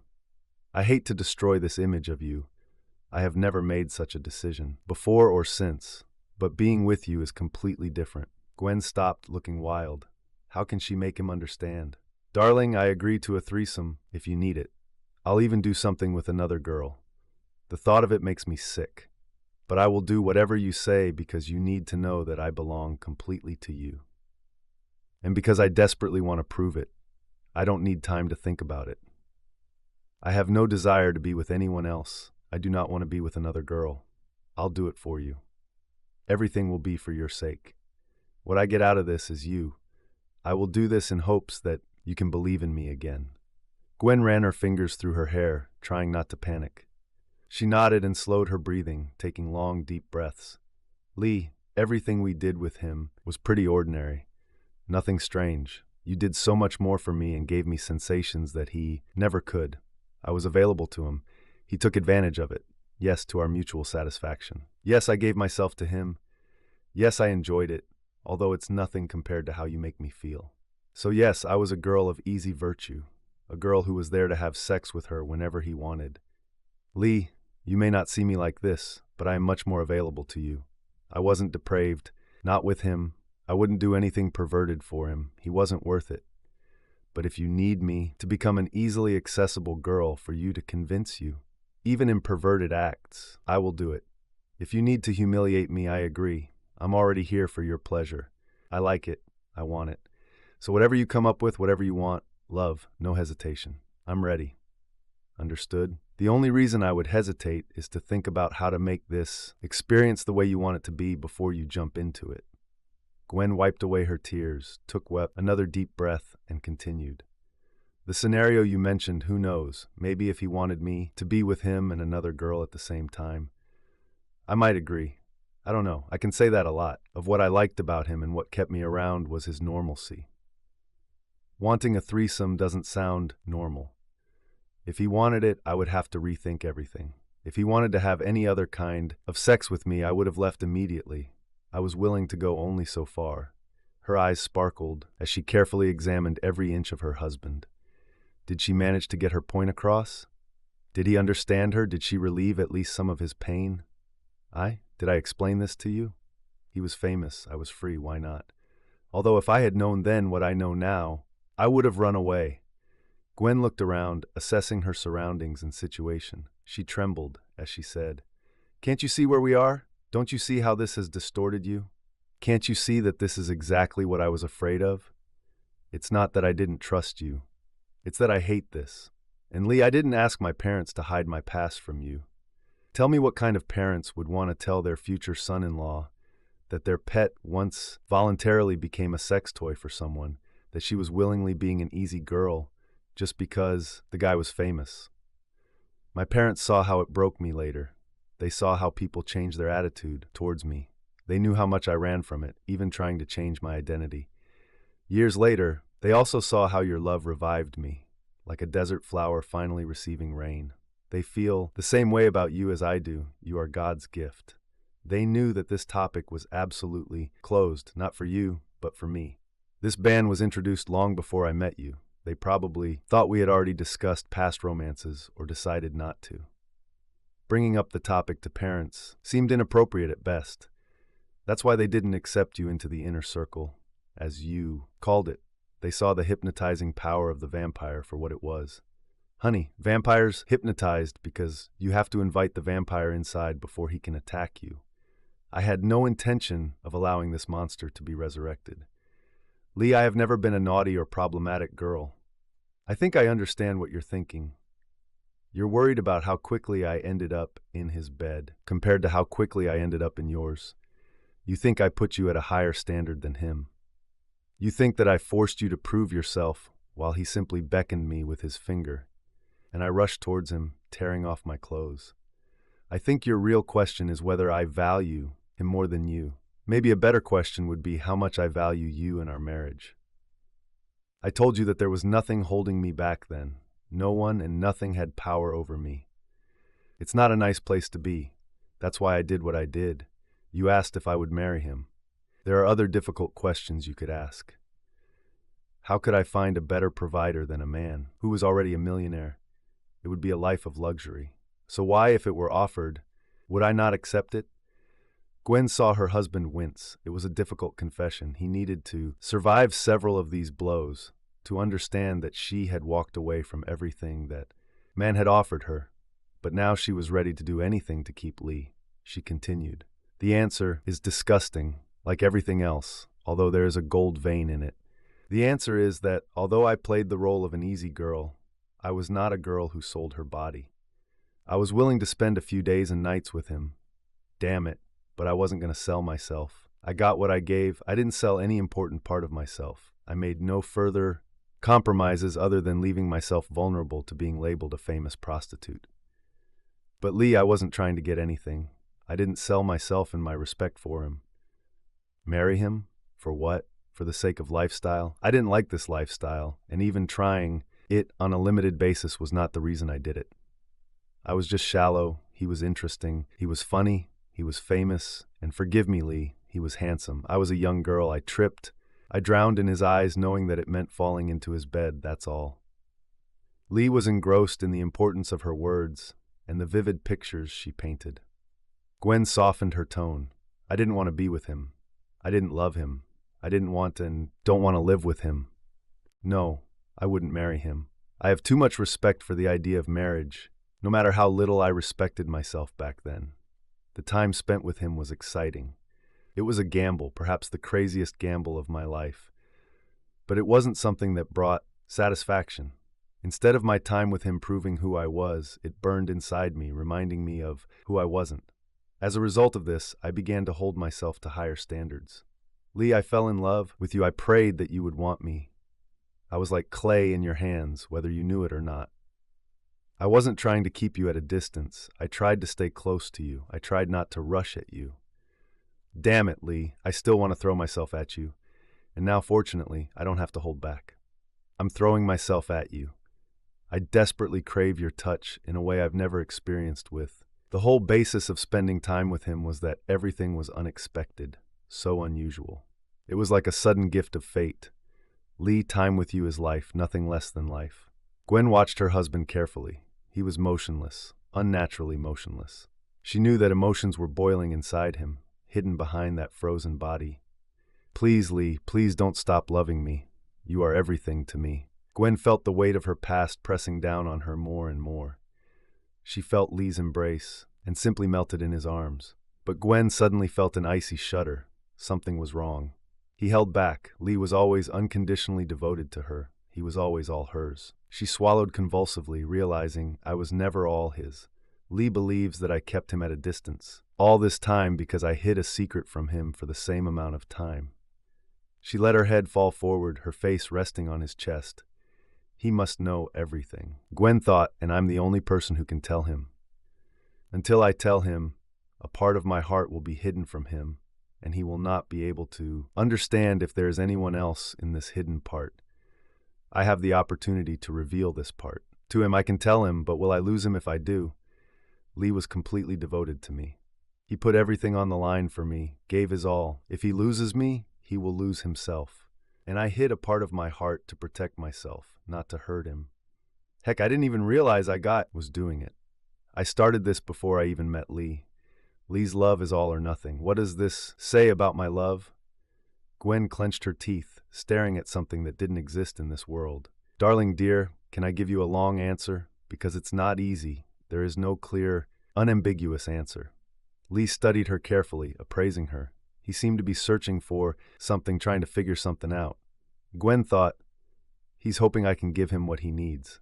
But I don't know if I can, but he gave his consent. Gwen pulled back a little, looking Lee straight in the eye. Part of what made me grow up and realize what was truly important, what I believed in, and what I was willing to die for was the consequences of my adventure. Even though I got burned by it, I understand that we as a species respond to beauty, and often not in the best way. Both men and women must learn how to respond to beauty and how to survive around it. I learned my lesson and it cost me dearly. Now I'm not excited by just a beautiful face. I need more. You are beautiful. I love your looks. Only your appearance, no one else's makes me lose my head, and you do it. Isn't it wonderful? Isn't it wonderful for you? Especially if you love me. Otherwise you wouldn't be so confused right now.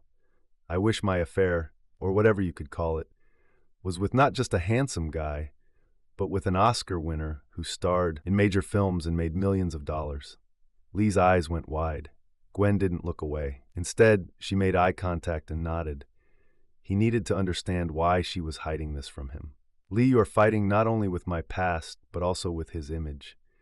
An image that hundreds of people carefully crafted over many hours. An image that was carefully thought out and tested in focus groups. This image is just another role he plays. No real person has such an elaborate image before anyone even meets him. It's like fighting a myth. What mortal can do that? But you don't have to, darling. When it was all over, I never missed him or missed him. I don't sigh when I see him on the cover of a magazine. I think about how lucky I am to have found you, I swear. The time after it clearly showed me how I want to see my life. He was never part of it, but the qualities you were made of were there. Lee, in your mind, you are fighting with his wealth, with his attractive persona, which you yourself know and love, and with the fact that the whole world thinks that they know him and that he is a wonderful person, Gwen sighed, and with the fact that in comparison, the whole world would choose him instead of you. But the fact is that they would choose him over any of us. Lee, they think they know him, but they don't, and they don't know you at all. How can they choose you? It's not your fault or anyone else's fault. It's what the machine wanted to create his image. Lee wasn't sure he understood what she was trying to say, or if she was actually trying to comfort him, but he didn't feel any better. Then, as if reading his thoughts, she connected all the dots. Oh, Lee, you can keep thinking about it, adding advantage after advantage to him. At first glance, you will think that you will never be able to win. I know because I myself struggled with this damn feeling and never won. You already feel like you have to fight his image, all this false idea about him, but you don't have to do that. For me, he is already dead and buried. I was always here for you completely. I was never here for him the way I am for you. Don't you understand? You've already fought him. You fought him without even knowing he existed, and you won completely. You won in a landslide. The prize is not to beat him at his own game. The prize is not to be more him than this false image of him. Damn it, Lee, he can't live to that image himself. The prize for you, I hope, is me, and you destroyed it. I actively don't want him. I want you desperately. I'm addicted to you. Remember, there is no comparison. Gwen reached forward and took his face in both hands as if pouring her whole soul into his eyes. Please, Lee, make love to me. She pulled his hand towards her groin. She saw his hesitation. Listen and listen carefully. You must hear this.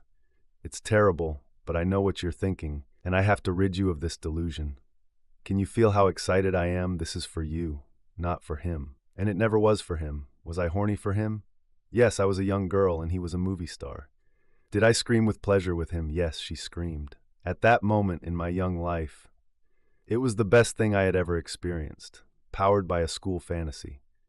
But this is nothing compared to what is powered by love.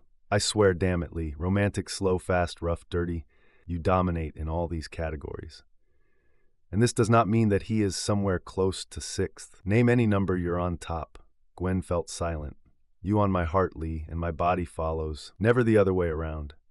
You must understand this about me. I am all in. I learned this lesson when I wasn't there one day, but I have never been so all in my life as I am all in with you. Do you remember that night on the sofa in your apartment? I just fell apart. I cried after that. And you were so worried about me. And then he realized that these were good tears, and he took me again. I was like liquid, I was incoherent, then I realized that I love you.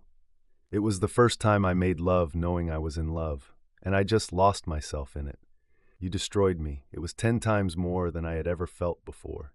Lee, he made my body respond, and it was fueled by teenage fantasy. You can do this too, but you also broke me into pieces.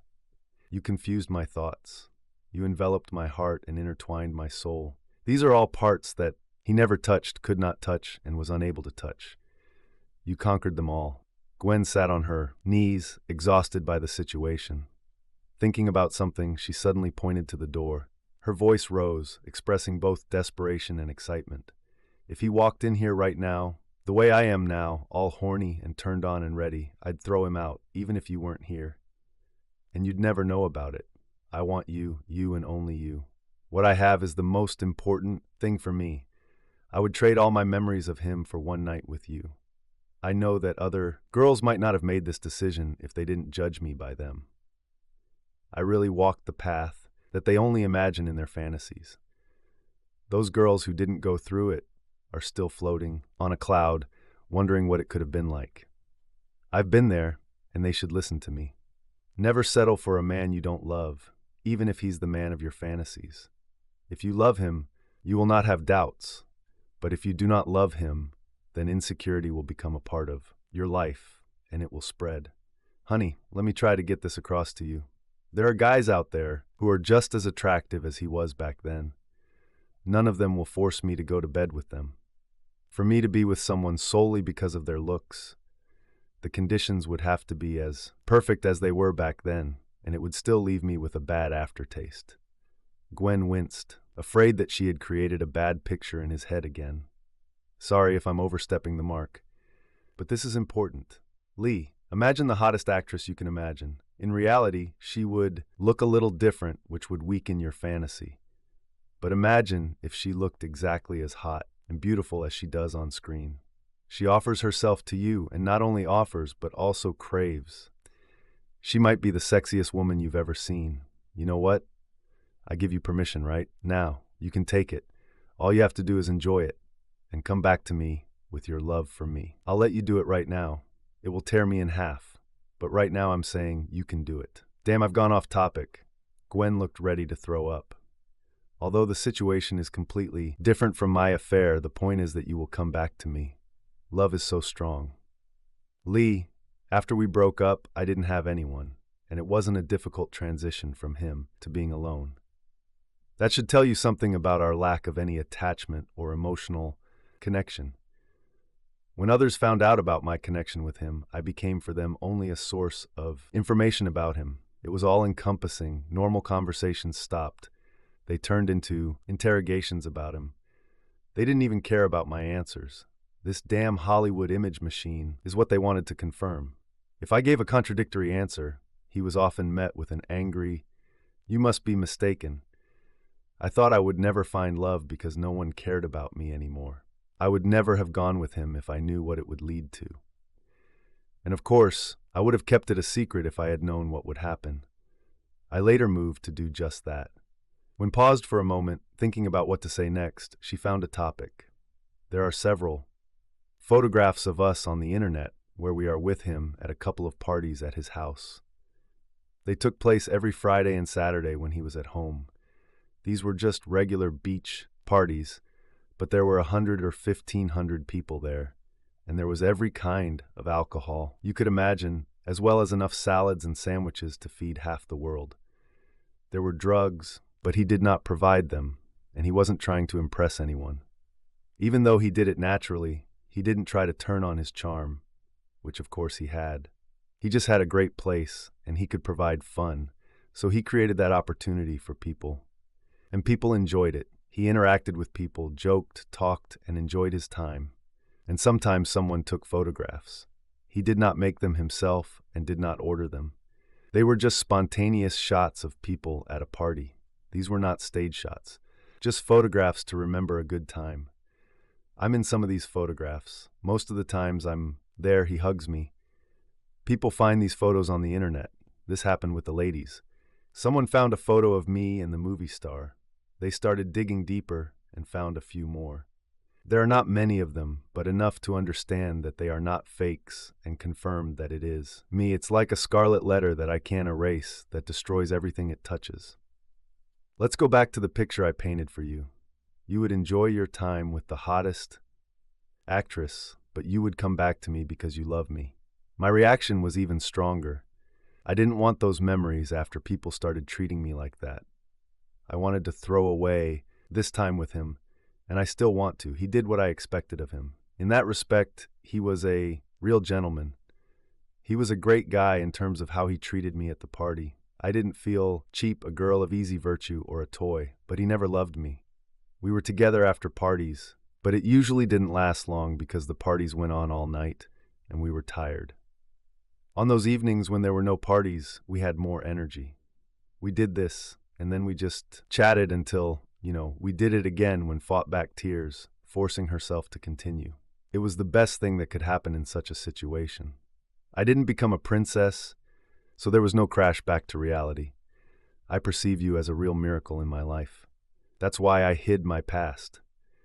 It's the only thing I've ever hidden from you and will continue to hide. I did this to save us, to avoid this situation. You are a giant to me, and you never deserve the insecurities my past brought you.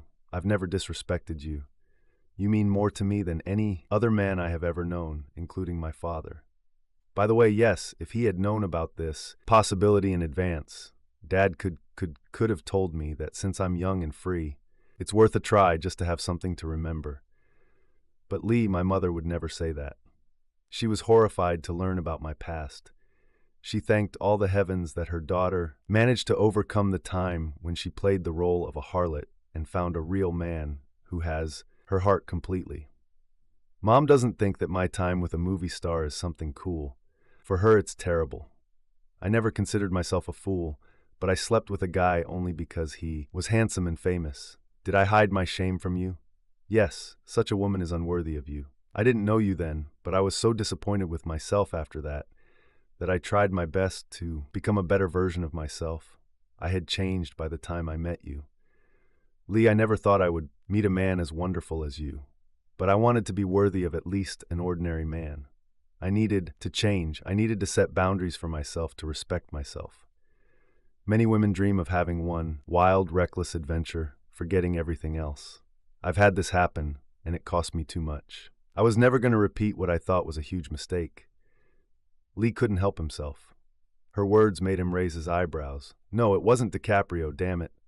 Gwen blurted out in annoyance, frustrated by the absurdity of this situation. Lee, there is one huge difference. Even then, I didn't intend to do many things for him. However, I rushed to make them for you. Even if it hurt after, I enjoyed the warmth of making you happy. This is a completely different situation compared to what he had. Gwen looked down. The time had come. Without raising her head, she said, I think it's time for you to find out more answers. I'm not sure if this is the right decision. But what we are doing now is not working either. Lee, I can't see you like this anymore. I'm absolutely sincere. I tried to protect you, Lee. I failed, forgive me. Lee looked at Gwen as she shook her head and cried. Although she couldn't see it due to her tears, Lee truly appreciated her sacrifice. Gwen was doing something she didn't want to do precisely to help him. An idea popped into Lee's head. I'm putting her through this hell because of something that happened long before she met me. Gwen began her story. I was on the beach in California with my friends at the beginning of college. It was at the end of the first year. The weather was absolutely beautiful. And as a complete coincidence, he and his entourage ended up on the same beach. I'm not even sure how it happened, but we all, our entire group of girls, went with his group to his beach house in Malibu. Lee lowered his eyes. He didn't want to admit it. But what student would refuse such an opportunity? Lee already knew that Gwen was in his bed. So why did he take this story as a disaster unfolding in slow motion? He felt that he was losing her for the sake of a movie star. Why? All of this had happened before Gwen had even met him. Lee simply hated the thought of anyone else being with his wife. He was jealous, pure, and simple. Gwen continued telling her story. I was in some kind of fog all this time, Lee.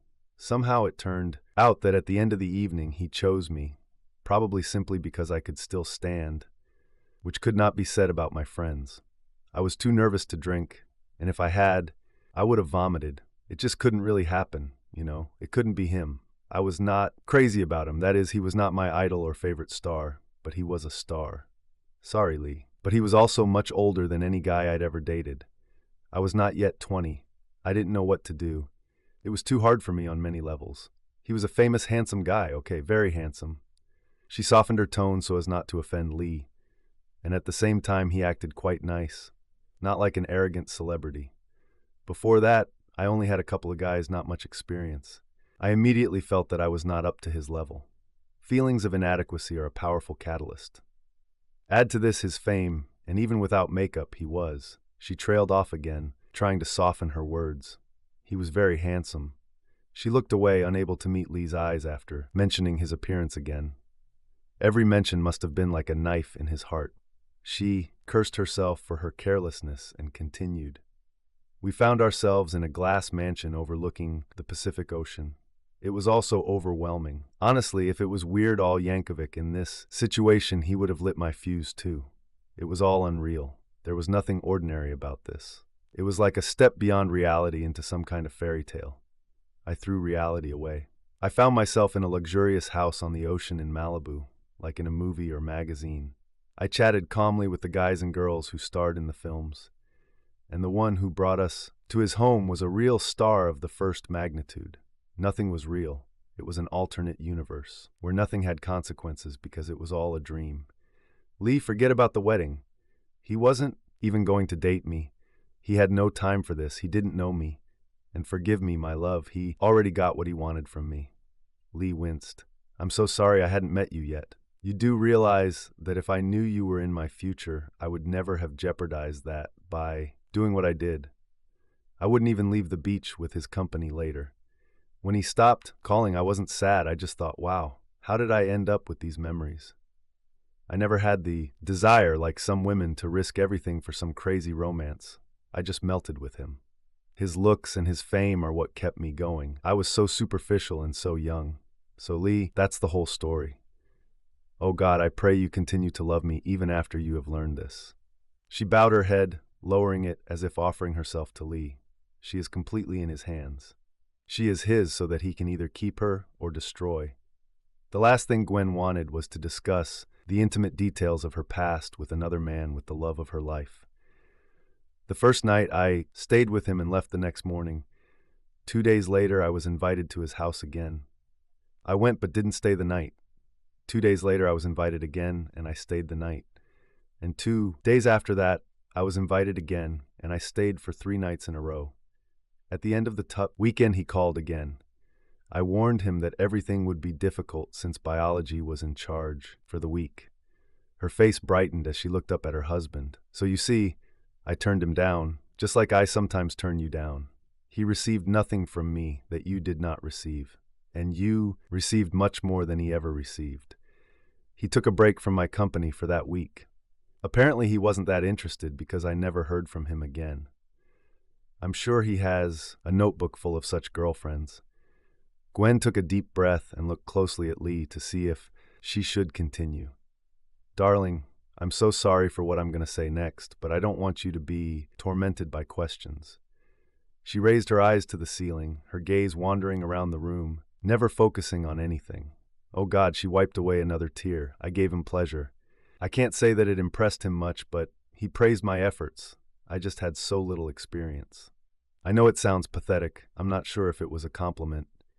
He tried not to offend me, and that was important to me then. Although it probably makes me look even worse in front of you, since I was trying to please him. Gwen took another deep breath. Her voice was tense, and it was difficult for her to speak. He had sex with me, several times in standard positions. He never gave me pleasure. I never had other types of sex with him. I gave all this only to you. I think he got a little bored with me, but I didn't have any agenda, and I think that was a plus for me. I didn't want my fame. I didn't want money. I didn't want to meet other celebrities, and I didn't even want to stay with. I didn't want anything from him, and I think that was a big plus from his point of view. I also didn't have any technology, but I was crazy about his fame, and I had enthusiasm when flushed with shame. But Lee, I love you. I give you all of myself to please you. Enthusiasm, enthusiasm. I don't hold back. I don't think about the consequences before I rush to give you what you want. I'll give you everything because I want you to have every part of me. Her eyes flickered to his face, lingered for a moment and pulled back again. Lee didn't look too angry. He didn't look like he didn't need her anymore. He didn't look like it was over between them. She looked up at him again. Her eyes were so wet they seemed to melt. "Lee, baby, do you still love me?" He sat down on the floor next to her.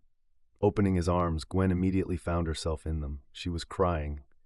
"I hate telling you that I did it with another man. I don't ever want you to have that image in your head of me with another man.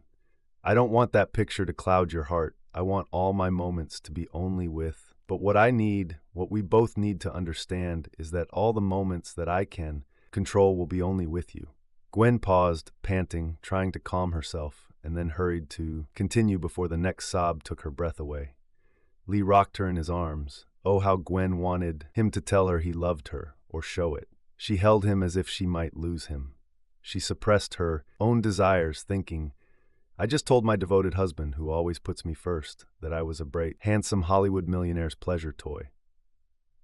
That this guy didn't even pay me for letting him take me off the beach and throw him into his bed with barely a smile, and that when he finished, he didn't care." How could it not break Lee's heart? It must hurt him even more because he must hate me. That I became a girl of easy virtue for a man who simply threw me away when he had enough. And that I agreed with this. Is this what you want for the one you love? Gwen hugged him tighter, thinking, Lee doesn't have a beach house or millions. He's not as handsome as those, called the sexiest man alive. He's not world famous, and not everyone wants to be his friend. Isn't that all? Puts Lee at a disadvantage, and I brought all this to his doorstep. To Lee, it must look like I hid my dirty past from him, like I'm damaged and spoiled, like someone else's trash sold to Lee as new and clean. To Lee, it must look like he ended up with someone else's girl at prom. Sure, she's available, but she's done this before with the guy who brought her in and dumped. Lee gets what's left after someone else got the best. He must feel like there's nothing special left for him anymore, that he'll never be number one, not even in his own home, not even in his wife's heart or memories. When we're sitting in rocking chairs in a nursing home, I will think about my personal Hollywood hero, and poor Lee will feel like only a minor character, second in line, at best. Gwen shook her head regretfully. When Lee thought Gwen had regained consciousness, he made her another cup of coffee and then a simple breakfast. He told her that their Sunday activities were canceled and that they would spend the day cozying up on the couch, watching old movies. She nodded, looking at him softly with such gratitude that her gaze melted his heart again. On Wednesday morning, Gwen checked her mail, sorting out bills and answering letters that couldn't be put off. Even though their friends knew not to bother them, the world didn't stop for Gwen alone. Among all the eligible letters, there was one from a friend who launched a wrecking ball at a block party. Gwen was about to delete it, cursing Susan's inability to understand boundaries when the subject line caught her attention. This was a plea not to delete the message. Reluctantly feeling like a fool, Gwen opened the letter. There was a short description and an attachment accompanied by an apology. The link led to a recording of their full conversation made for their friend who had just given birth and was unable to attend the party. The recording contained everything Gwen said, her rebuke of the women, and her impassioned defense of Lee. Susan hoped it would help, saying that Gwen's words about her husband were the most romantic and sincere things she had ever heard. Gwen decided to listen to the recording that night after her husband went to bed. She hoped that there would be something in her that could break their impasse. The next morning, Lee walked into the kitchen, dressed for work, looking for coffee and breakfast. Gwen, looking tired and exhausted, told Lee about the letter and recording, adding that she had already forwarded him the attachment. She sounded depressed. He asked why. Her answer surprised him. We've already discussed everything. You still love me, but your enthusiasm and passion are destroyed. You feel betrayed. I know you don't like what I did, but the fact that I'm sorry and that all this happened before the way I met you didn't change your mind. Or maybe that's what's keeping you from leaving me. Maybe that's the best I can hope for. I'm not sure how much it will help, but there you go. You'll finally be able to hear what you missed the day this all started. I wasn't going to keep another secret from you. I hated that I had one. Lee took her hand. "Where are we going?" Gwen asked softly. "To bed." "You'll be late," she muttered, confused. "Yes, I'll be late," he smiled at her. "Why?" "Because I love you and I have to prove it to you."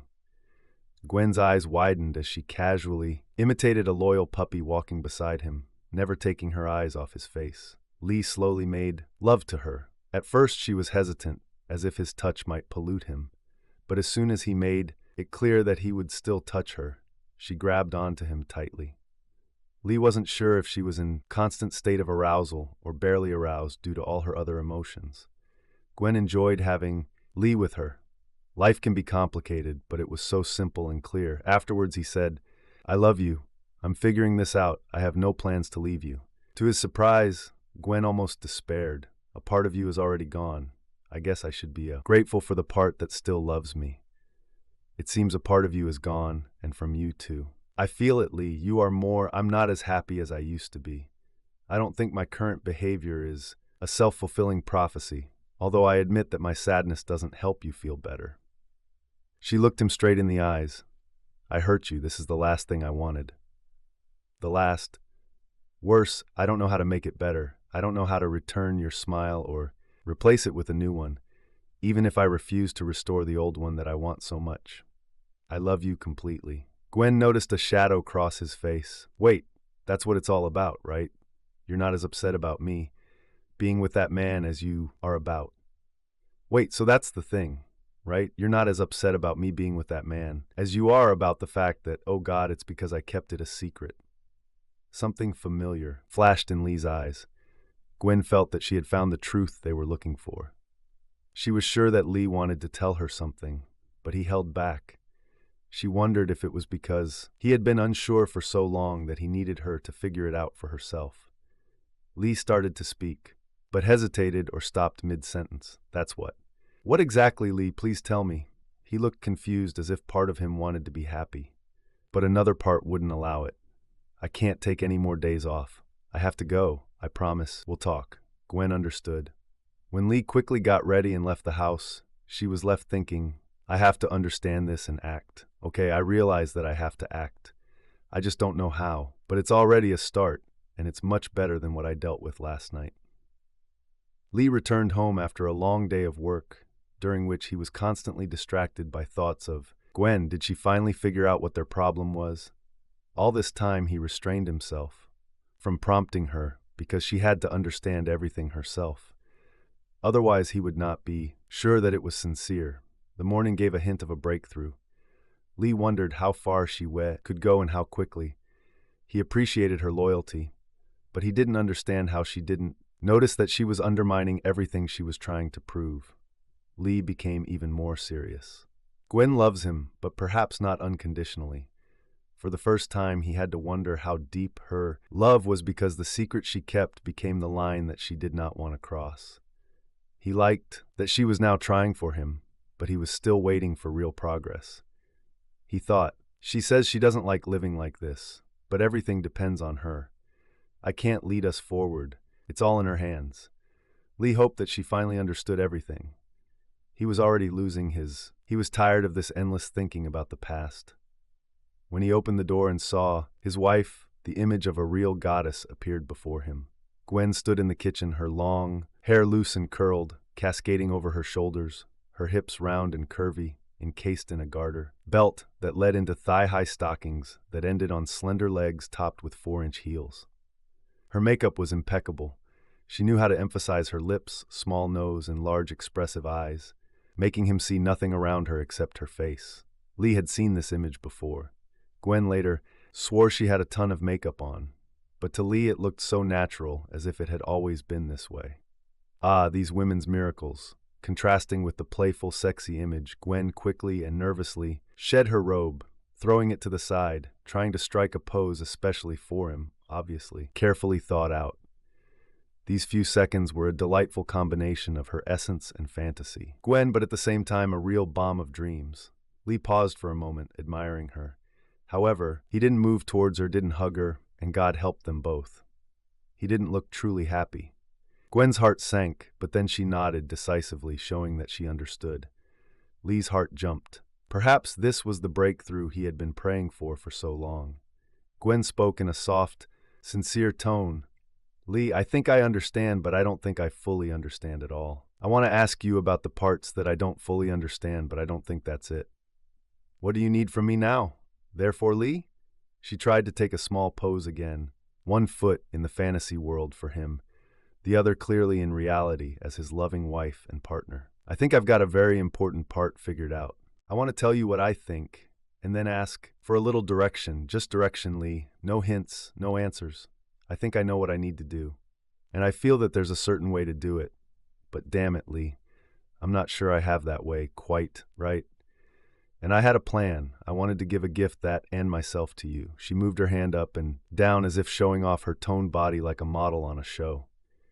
I hope you can enjoy me again after what I'm about to tell you. Even if you're not interested in my proposal, I wanted you to see how much I respect you and how much I want to please you.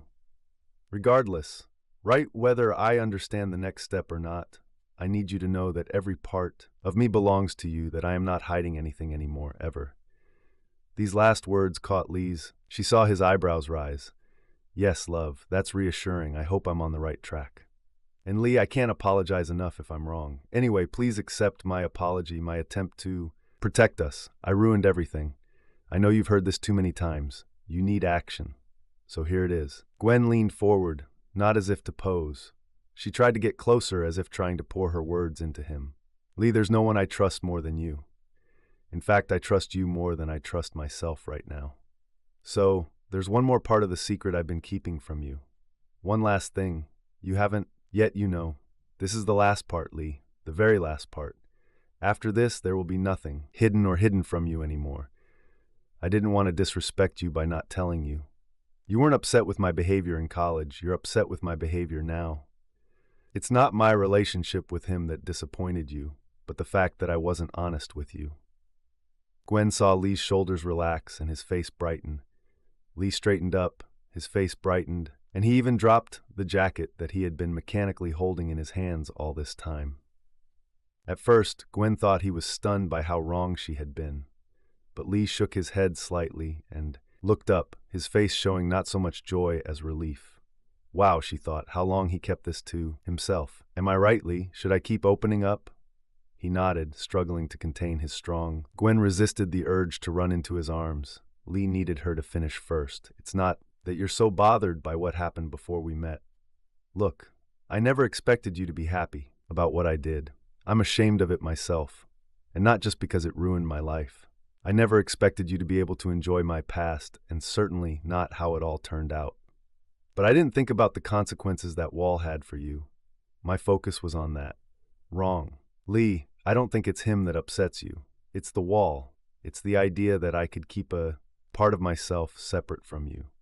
I think that's half the problem. The other half is that I didn't fully trust you, or maybe I didn't trust you with my secret. I think that hurt you the most. I'm sure there are other consequences of this wall, but I didn't want to deal with them until I was sure I understood the most important part. Lee nodded again. Okay, look this. She pointed again at her body on display. This was never an attempt to avoid the conversation, make you forget or delay it. This was meant to be the icing on the cake. I hope so. So, darling, she waved her hand to the side.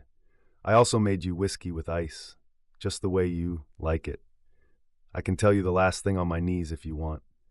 On my head while I tell you with my mouth full. Do you want it? I'm all yours without walls. I want you to have everything. Can you do it for me, or can we schedule it for the weekend? If I deliver, do you enjoy it? She tried her best to be seductive, to be what the man wanted, what she knew he liked, but it was impossible to hide her nervousness.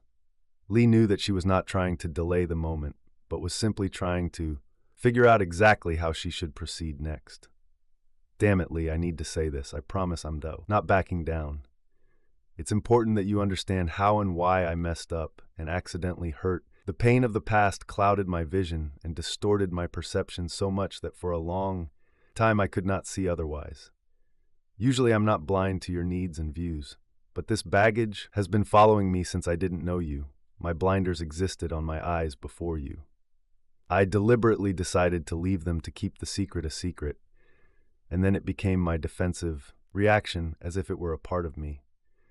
I'm sorry it took me so long to separate it from who I lived with the belief that my secret, like a tumor, was just a part of me, and I would have to come to terms with it. I tried to get rid of it from him, but I couldn't and took it for granted that he was inoperable. It just didn't occur to me that this could change. I was sure that if I started digging into this wound, it would only spread. It was like a scar, which I tried to hide, even from myself. You became the cure for most of this pain, and I don't understand why I didn't think that I could completely heal. I was afraid of losing the happiness that you gave me. I never expected. I'll be so happy, Lee. If it's true that you can handle this and save me, then you really are a Superman. I was always a Batman girl. I just survived despite the incredible injustices of life and coped with her pain. Life as a bright, beautiful, and warm place was a life filled with hope, which I thought was not available to me due to my past actions. Do you understand me, Lee? Gwen started to kneel down but stopped awkwardly. Wait, do you want this, or should I lean over the kitchen table while I tell you everything? Why don't you just say it? Lee said without the slightest hint of anger. It's not terrible news for you, and I'm going to tell you, but Lee, my reluctance is caused by something else right now. It's not some random wall I've built between. It's just normal girl nerves. What can I say? I want to be an open book to you, but I already told you about what I did with another man. Gwen was excited. Lee saw the pain on her face and felt it radiating off of her. She looked like she expected him to hit her, even though she knew that would never happen. Gwen continued, "It didn't feel right, Lee, like I was abusing you, and I never want you to think that I was doing that. I wanted you to know what happened for fear that you'd imagine something worse than it actually was. I trust you with all this information, and I trust you to tell me if you're upset and how to handle it instead of deciding for both of us." Alone, bingo, Lee said without the slightest reproach. Gwen felt a breath escape her, but it was a relief. She found the main problem. "Oh, Lee, just tell me how to do it. I'm going to tell you his name. I'll tell you the name of the man I don't know what to call it. It was 6 nights in 2. Is it an affair if no one was cheating, or was it just dating? He was my only boyfriend at the time, but I'm not sure he was my real boyfriend at all. I don't want to remind you of that. I was promiscuous more than necessary. But God, how hard it is for a wife to tell her husband about her past lover. It's terrible, right? I don't want the treatment to be worse than the disease itself. I don't want you to do all the work, Lee. I have to carry this burden, but I don't want to do it wrong. Please help me. Without a doubt, I'm going to tell you. But how to say his name in a way that is most respectful to you and how to soften the blow. These are 2 things I want to achieve, and they seem to be a bit contradictory. How can I best serve you, my love?" Gwen walked over to him and stood right in front of him, gently placing his hands on top of her. "I'm all yours, Lee. I want to do this in a way that removes all your doubts. Do you want me to tell you his name while you have me? Will it be respectful? Will it convince you that I belong to you?" Gwen felt silent, her voice becoming very quiet. I thought I'd show you the most respect if you took me, from behind as punishment for putting you through this. I need to prove my loyalty to you, Lee. How can I best serve you?" He sighed heavily. "You're going to tell me his name, aren't you?" "Yes, that's the last part you don't know. And you could have just Googled it and found it. Although you didn't out of respect for me, how can I return even a small amount of that respect?" Lee responded softly, "You don't have to think about it like that. You're on the right track." He thought for a moment and then said, "Let me just explain what you're taking away from me when you tell me that. Then I think it'll be easier to just say it. I'm just scared, Lee. I know how society reacts to appearances and fame. Hell, it affected me a little too, although not as much as most. But now all I want is the real thing. I'm desperate for it. You are my medicine. Don't stress, just do it." Her face lit up. She prayed so much for him to give her instructions, and the fact that he wanted her touch, that she was going to ease her guilt by serving him, was perfect for her. Gwen rushed towards him, hastily undressing him. "You can keep your suit on if you want. There's nothing sexier than a man in a suit as he takes a little naked girl to show off his power." Gwen's voice became more serious. "I need to be yours. Completely in our heads, Lee." Lee nodded, understanding. "Gwen, I hated that you didn't trust me of all people. Even though you just said it so eloquently, these problems should be ours, not yours and mine. I don't want hers and mine. Love. I want us to be united together against the gay world, always as one. Oh no, Lee, I'm yours and you're mine. I want to be yours and I need you. She bit her lip. What, my shoes? Shoes show devotion, but also an element of control. If it comes from a sex bomb or a femme fatale, damn, I now regret that I dressed up like that. Let me take them off. Little fragile girl, trembling from love, and a powerful man dominates her. Will this image suit you? Will he help you see that I need to be yours? Oh, please, Lee, let me help. Start fixing this. I must convince you. Lee involuntarily began to count in his mind. 3 times 6 is 18. 3 times 5 equals 15. To hell with him. Tell the poor girl the truth. Lee's expression confused her. He looked almost mocking. Gwen, your secret meant that you didn't trust me, which meant that you didn't love me as much as I thought. That would be a terrible reality. Instead of dealing with it, I just pushed it aside. Away, hoping every day that you will understand and tell me. In fact, Gwen, you've been holding a mirror in front of yourself this whole time. I didn't love you any less. My problem was that you showed that your love for me had limits where I thought there were none. I'm not happy about your past lover, nor am I happy about anyone else. We only talked about one thing and it bothers me. My head is picturing adult home movies with you and him. It's not very nice. Lee tapped his temple with 2 fingers. I'm glad he didn't get more than me, but he got you first, and that still irritates me. But you explained it and I understand, but there's one more thought. He didn't call you back. If he called, I'm afraid you would go. You say you don't miss him, and that's consistent with what you're doing next. But still a voice in my head screams that if he were smarter, he would have kept you and you would have been happy with him. Gwen responded with sincere sympathy. Lee, you need to understand this. He was never going to marry me. Look at the facts. I wasn't even worth it for him to call me when my critical days were over. That's the harsh reality. And another thing, I played the role of a prostitute for a Hollywood type for almost 2 weeks, 1 week in real time. That was enough for me. Oh, damn. You know what I mean. You give me the love I need. He was unable to. Lee, look what you've done for me since all this came to light. You learned that I had a hidden past which embarrassed you and made you doubt my loyalty. And yet you still cared about my well-being, even when you became depressed because of it. I am indebted to you. You don't owe me anything. I only hope for your continued love. Damn, why don't you see that this is a whole universe more than he could give me? Lee smiled at her, looking straight into her eyes as she took him into her mouth again. She purred and told him, Darling, let me tell you about my future, which I dream about. You will give me children, and I will give them to you in return. I want your children. I always wanted children, but now I want them only from you. You rewrote me, and now I am much better than before, better than the way I lived. I don't really enjoy those past days. I almost hate them, and they made me feel cheap. This feeling only got worse. Gwen stood up and cupped his face in her hands. I love you more than you think you know. The way you handled this whole terrible mess makes me love you even more. I know it seems impossible, but it's true. It's actually quite simple, Gwen. I'm jealous. I told you I'm not sure I'm the best partner for you. Gwen was stunned. No, Lee, I never gave myself completely to him. I had fun with him, that's all. As soon as it stopped being fun, I left, and that happened for both of us in just a week. You know what I liked most then? Lee wasn't sure if he wanted to know, although he knew Gwen would tell him anyway. I liked his friendliness and his appearance, but I never felt like I belonged to him.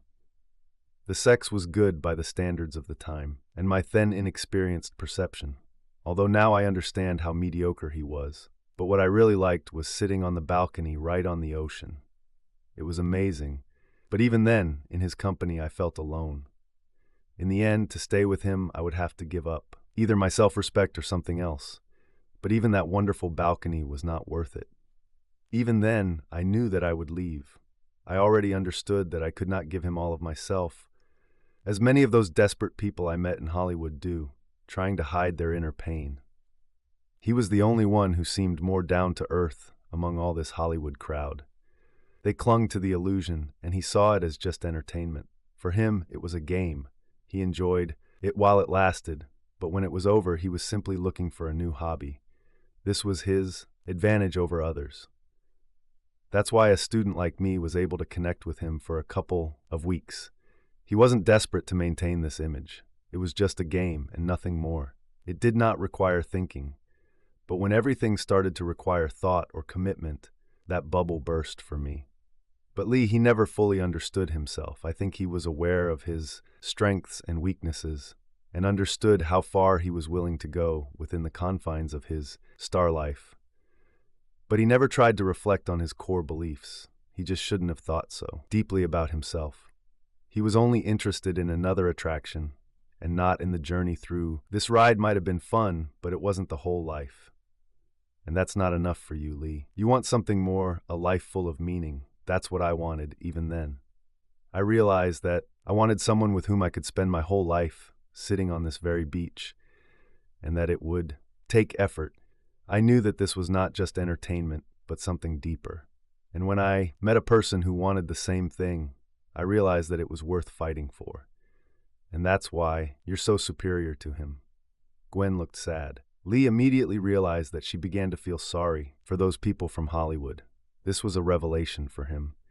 She certainly no longer had any illusions about their celebrity lifestyle.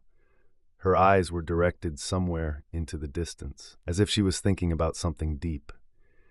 Now I understand these poor, desperate people better. They cling so desperately to something, although they know that they are living in a lie. And now I cling to you so desperately. Just the thought that you and your love will not be in my life scares me to death. I feel like the stupidest girl in the world for holding my personal happiness in my hands and seeming to have found a way to destroy it.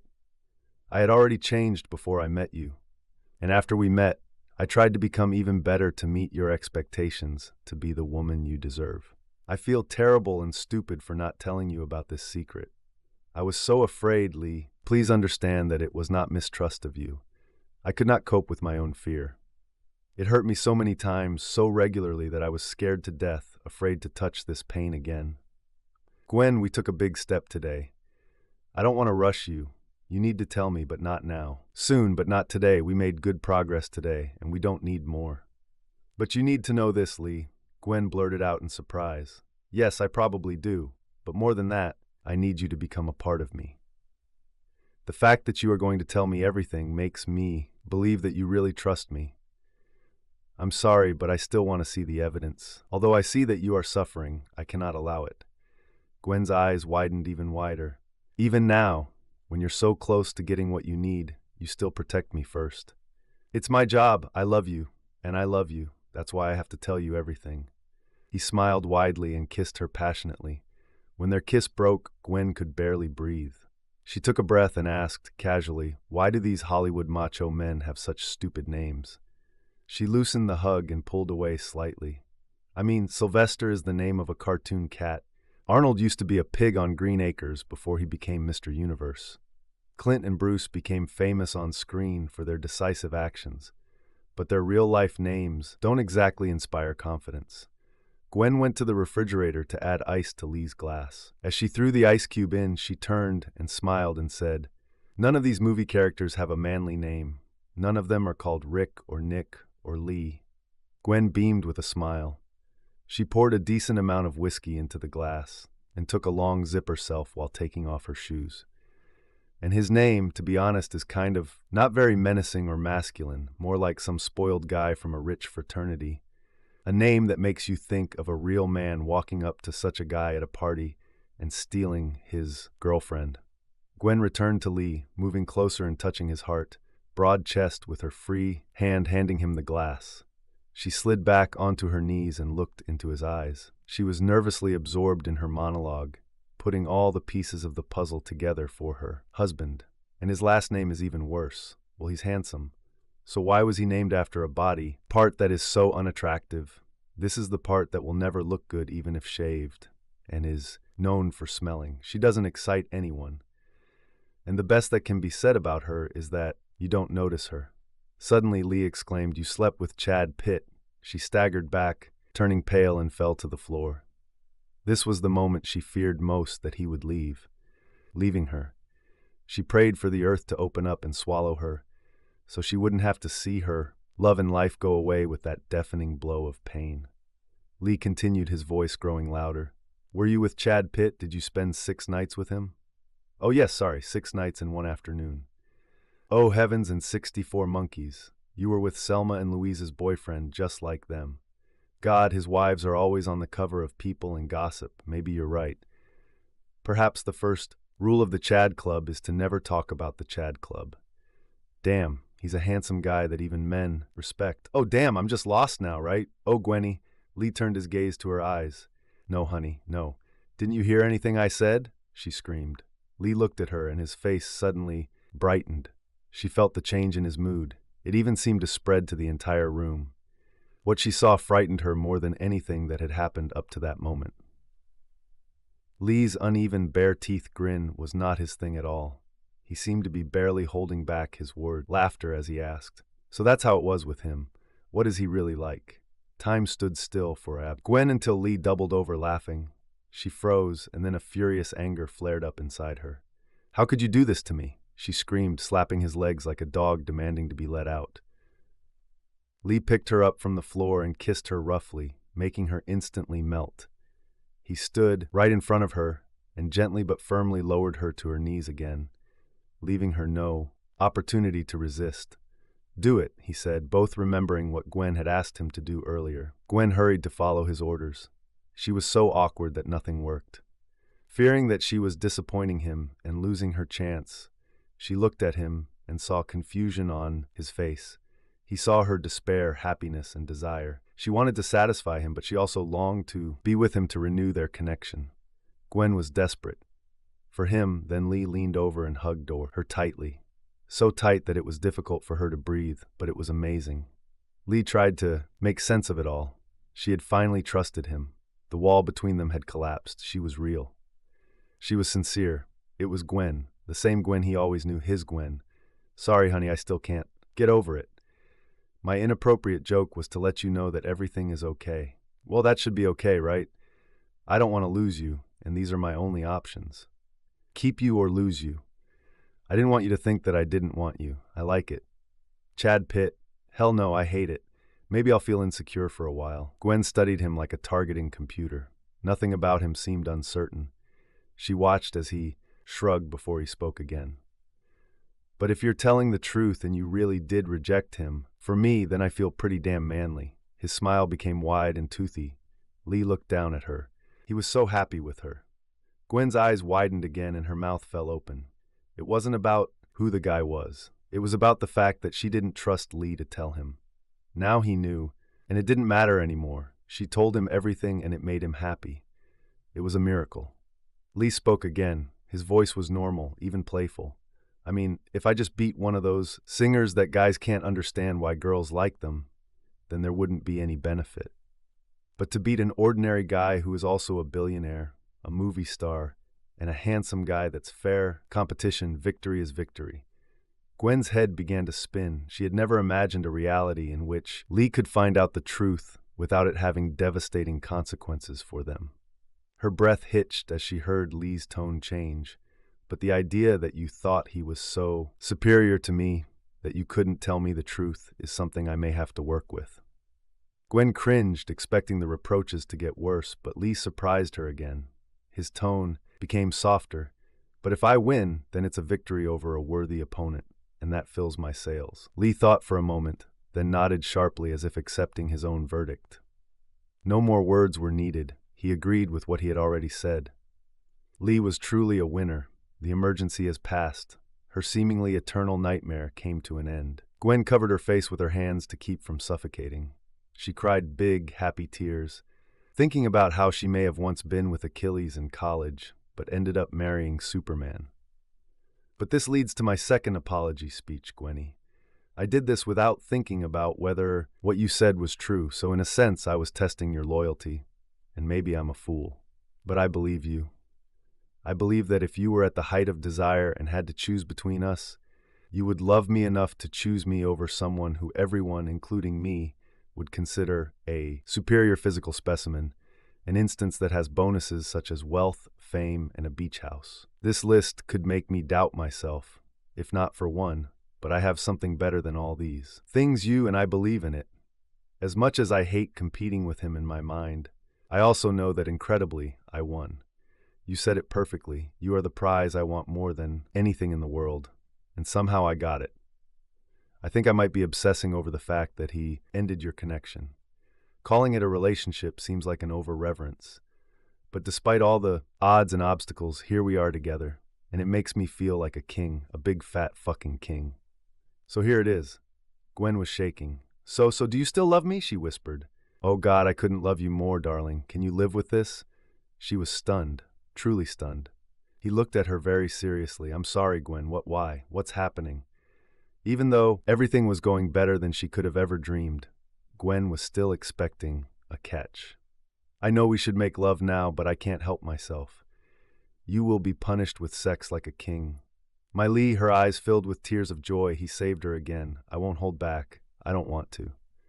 You won't be able to walk for several days. Whoa, so I won't be able to leave our bed.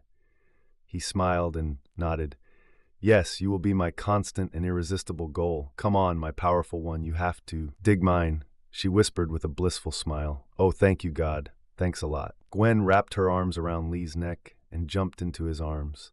He grabbed her with one hand, behind her back and the other under her knees. He headed to the bedroom. Her eyes didn't leave his. She blushed, and then a sly smile appeared on her face. Lee, it's whatever you want, for as long as you want. I have just one request. All jokes aside, make it hurt a little, Lee. I wish I really couldn't walk normally. I want a clear line between life yesterday when I was afraid and today without fear. I exchanged my past emotional pain for pleasant physical pain, one that when it passes will disappear forever. I don't think I can just flip a switch and get rid of my fear right away, but with such a delightful reminder, I think a week will be enough. During their crisis, Gwen and Lee missed 2 monthly meetings with their neighbors. First, because they were still dealing with each other, and the second time because Gwen simply didn't want to face past memories of her ex. The next day, Lee sat Gwen on his lap in the backyard. He explained that everything had changed now, and she had to complete the process. She still wanted to move. Lee said that if they really had to, they would move. This is a small price to pay for their love and trust. But he had another idea. Gwen, let's say we leave moving as a fallback option and try the experiment. I know these girls are going to want to hear how Chad was a 10-inch and how he could make you scream in pleasure from across the room. Gwen couldn't help but laugh. Lee knew how to exaggerate a situation to such a degree of absurdity that it destroyed all her fears. Only you can do this, dear. Lee smiled. It's my girl. That's the point, Gwen. Why don't you be honest with them? Tell them what you told me, that it was the best sex of your life up to this point. But it was driven by the values and fantasies of a young girl, not a mature woman. Oh, Lee is this. He interrupted her. Tell them that this was the best experience so far. Say that the lesson you've learned is that loving sex is far better than any girl's fantasy. Tell them that even in a long relationship, a man learns what you like, and that's better than a fleeting fling with the sexiest man on the planet. Tell them you don't want to ruin their illusions, but it's true. Oh, Lee is this. He interrupted her. Tell them that this was the best experience so far. Say that the lesson you've learned is that loving sex is far better than any girl's fantasy. Tell them that even in a long relationship, a man learns what you like, and that's better than a fleeting fling with the sexiest man on the planet. Tell them you don't want to ruin their illusions. But it's true. Tell them it was pretty standard with him, nothing weird. The same things you do on vacation to just get the hang of the act before the real business starts. But it was with a movie star, Gwen asked, confused. Exactly. Look them straight in the eye and don't let them give it more meaning than it deserves. I think honesty should settle this. Just keep in mind that many girls and guys are unhappy in bed, so some of your friends may not have the same experience with sex that you and I have, but Gwen, only tell them if it's true. Gwen's eyes became huge again, like a puppy's. Lee, I'll be honest with you. Everything I did with him, you do with me as a warm-up, every Friday night before the serious business begins. I will tell them about your skill. Lee shook his head as if she had misunderstood him. No, Gwen, only tell this if you feel it is necessary. Be sure to tell them that sex with love is better than any fleeting relationship or one-night stand, even with a movie star. You can sign as you say this, but do you know what they really want to hear? It's not all about sex. It's about the fact that one of their friends was with a movie star. It kind of prolongs their own childhood dreams. Just don't let them destroy their reality by making too much of it. You will have to dispel their illusions a little. Seeing that Gwen was still not entirely convinced, Lee changed tack. This has nothing to do with sex, but think how happy guys would be if I made them believe that they don't have to give up their childhood fantasies of winning in the Super Bowl or the Indy 500. Think of how much happiness comes from a dream that retains its spark. Tell them that although they can keep their dream alive, it falls apart in the light of day. The best way to keep wild fantasies alive is to never let them touch reality, Gwen objected with alarm. But dear, winning the Indy 500 does not mean betraying a loved one. I don't have to compete with the race for your love. If you remember the victory with joy, it does not call into question our relationship. Your affection is not divided between the race and me. This is not a threat to our marriage, love, and family. But when you add love, sex, celebrities, and jealousy into the mix, things quickly get complicated. Lee nodded, agreeing with her point, adding, "Tell them he rocked your world, but not in the sense that it changed everything forever. And it certainly wasn't his fault. Don't make them feel sorry for you for not being able to experience the same thing again. And don't start with them disrespecting me by thinking that I can't cope or that I'm not as exciting as him. They should not think that there's anything more than what their own marriages can give them." Gwen beamed. "It's true, honey, you get out what you put in. They all have this power. Maybe I can help them realize that it never went away." I doubted my capabilities. She looked down full of shame. "I'm sorry you had to go through so much hell to make me realize how much I had." Now she looked at Lee again, proud of her man. "You know, with such confidence in all this, you will become a sex symbol. They'll all want to try you even if their dream of Chad becomes a reality. You won't let them, will you?" Her face turned red, but she already knew the answer.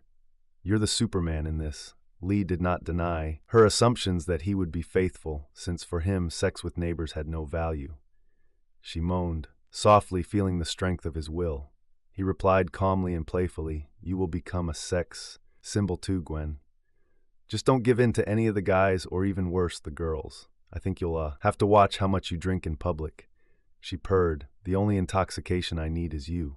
Believe me, even if I'm no longer interested in Chad Pitt, what chance do they have?" Gwen beamed, as she said it with complete sincerity. Lee broke into a casual smile. "Yes." Gwen tilted her head, looking at him in disbelief. "Oh my God, I don't have to hide anymore, huh? Wow, this is just amazing." Lee shrugged. "Well, if I'm wrong, we can still move and hide it next time, so I guess it's worth a try. But Gwen, given your recent one-sided policies that have led us to a dead end, this is a decision I want you to make for yourself." When she was able to speak, Gwen replied, "I promise I'll think about it the rest of the day, Lee. I'll let you know what I decide." Lee nodded slightly, narrowing his eyes to emphasize the importance of what he said. "Gwen, don't forget to change your attitude towards the past. If we have to move and hide this again, this time you'll have a partner to help you. I will still know, and I will be there to protect. Whether the public confession works or not, your world has already changed. Your curse has now been lifted." She hugged him. "I can't tell you how wonderful this is. It's really like the monster that was chasing me is dead." Gwen later told Lee that he was right, and she would call a meeting with the girls the following Saturday and leave for a few hours. "If you get scared, just call and I'll come running," Lee suggested. "Anything else?" Gwen asked. "Yeah, let me know if the party starts." "It will begin, honey, it will begin." Gwen smiled at him with an adoring look. "Then you might not be able to trust them, so keep me on speed dial. The other husbands are good guys, but we're dealing with strong emotions, right?" "Absolutely. I won't drink a lot, I'll sip, and regardless of the outcome, I will call you to come after I talk to them. I don't want to celebrate my past with Chad with them. I want to celebrate that I finally put him in the past. And I want to do this with the person who left him behind forever." The meeting began with an exciting feeling. The The neighborhood women had not seen Gwen for some time, but they knew her secret.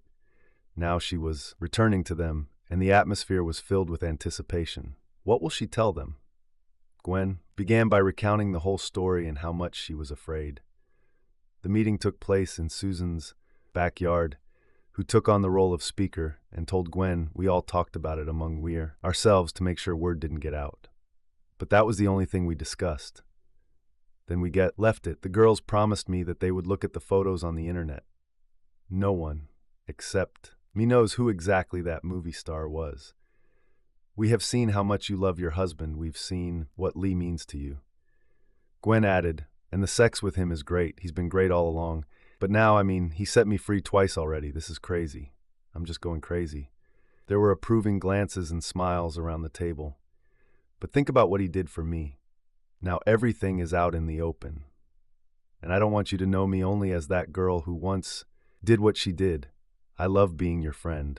I don't want to stop our communication and remote. But this was my unfortunate pattern.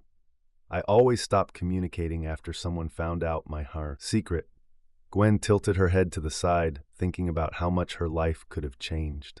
She looked at the assembled women, but for the first time, I want to share this, and I will if you can do something for me. Stunned but joyful heads around the table nodded, encouraging her. Gwen began to lay out her terms. First, that I do not want. If you only see me as a movie star, it's over. And believe it or not, my husband is much more amazing than that other guy. I'm not saying this to stay married or to stroke his ego. He took me to places that no one else could have ever gone. I've known this for years, and now I can't explain how, wow, everything has become for me.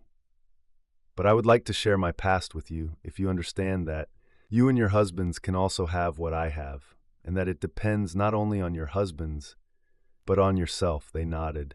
Gwen smiled and added, okay, now for one more thing. They nodded, holding their breath.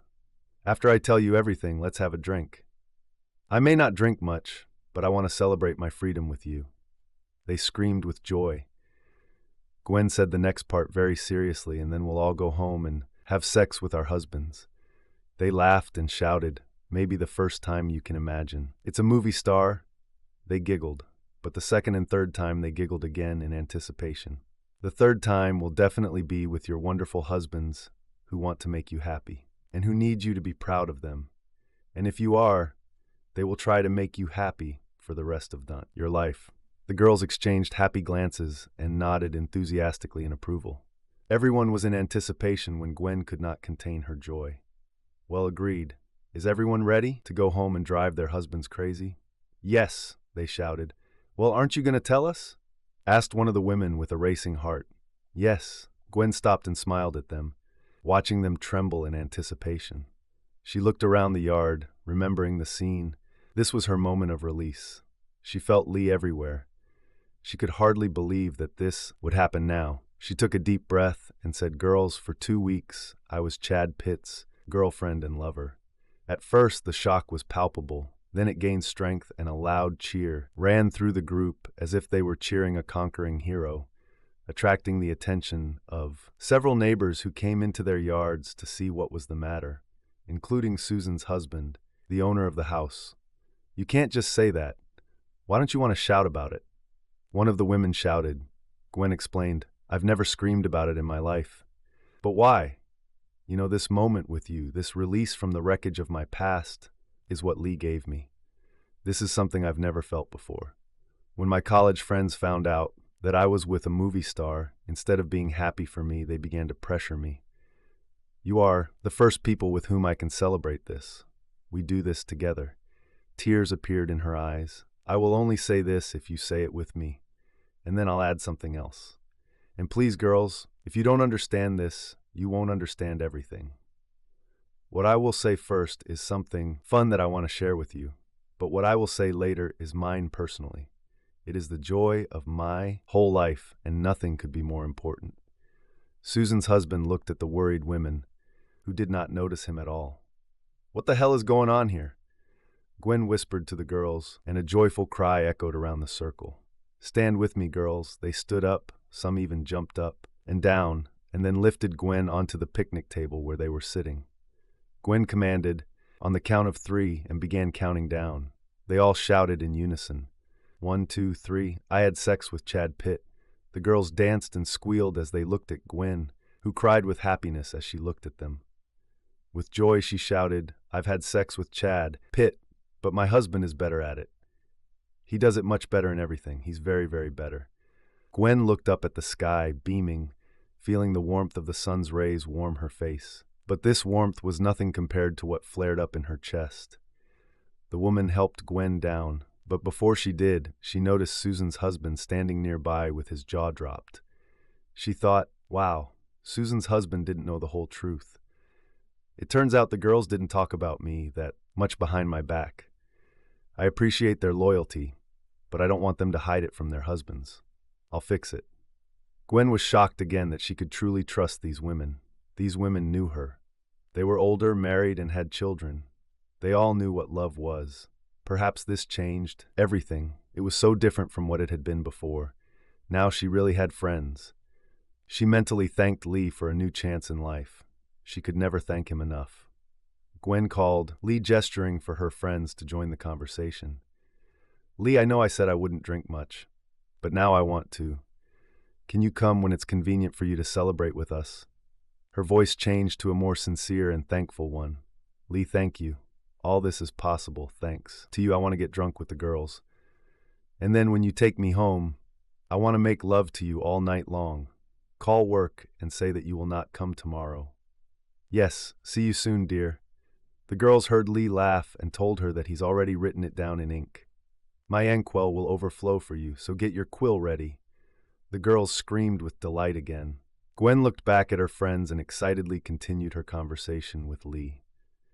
It's like coming home to a family I didn't even know existed. You saved me again, Lee. I love you. See you soon. She hung up the call and, oh my God, joined her friends. The next party in the area was moved to a cozy pub due to rain. All the girls from the previous meeting were present, plus a few who missed that party.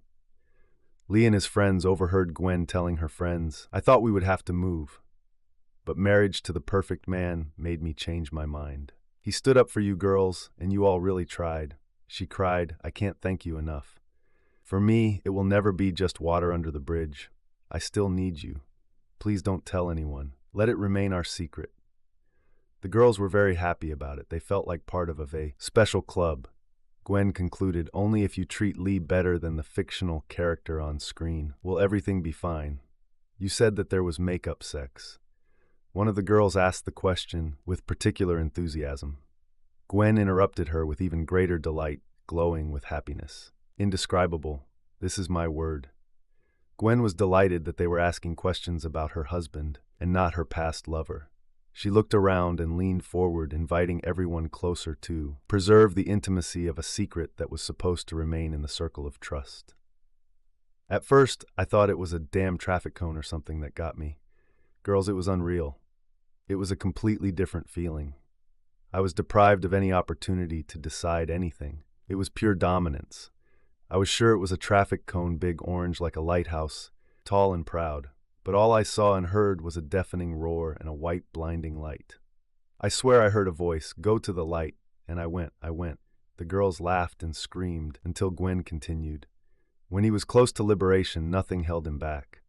I don't know what he did to me. He marked me. He claimed his rights. Damn, it was like he was branding me. At first, it was a traffic cone, and then it turned into a fire hydrant in every sense. Height, width, strength of steel, everything was unreal. And most importantly, like a fire hydrant, the water pressure was crazy. When this hydrant opened, I thought it would pierce my ears like in the cartoon. If I get pregnant from this, then I will have a whole bunch of babies.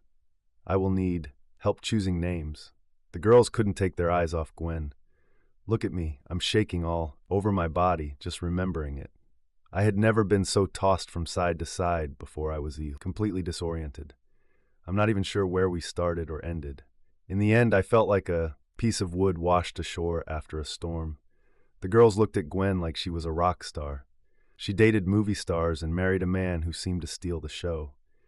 She saw their glances and for the second time experienced the pleasure of her once forbidden story. She sincerely thanked her husband, mentally asking for even more blessings for him. The woman saw her eyes move to Lee, who was standing nearby. She shook her head in admiration, and everyone realized that she was starting to get aroused just by looking at him. She told them, "Listen to what I have to say. Lee is better than... I don't want to say his name." "Oh my God. Are you kidding?" There was a choral response, but everyone understood that Gwen was that. "Not joking, girls. There is no sex better than this. This is something completely different. I think that Lee created a new universe on some other level of existence. It was like a big bang. Lee has always been better than Chad.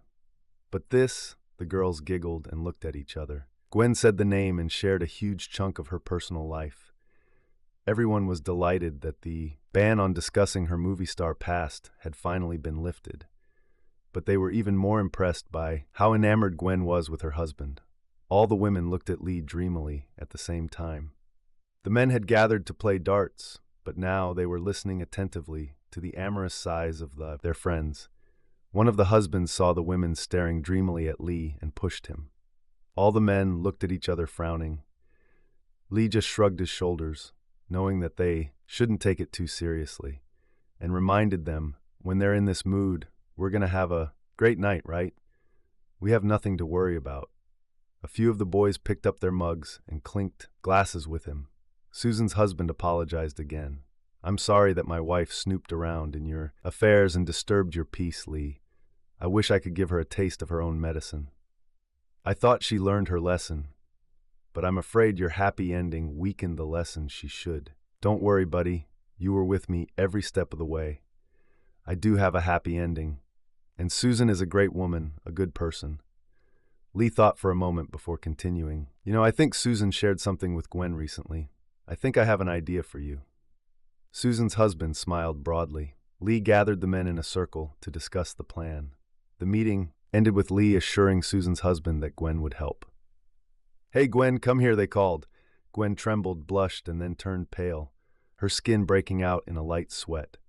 The women looked at her with slack jaws. One of them asked, "Gwen has it. His call turned you on." Gwen's voice became hoarse as she replied, "Damn, girls, this may not be that good, and I don't know how long it will last. But when he says those words, the second and third together, I'm almost satisfied. This is amazing." Gwen continued to stare at Lee, her eyes shining with emotion. The women couldn't take their eyes off him either. One of the friends repeated as if by incantation, "And he is better than Chad Pitt," which was immediately noticed by the other girls. Gwen smiled slyly at her friends and said, winking back at Lee, "I'm coming, darling." The girls' jaws literally dropped.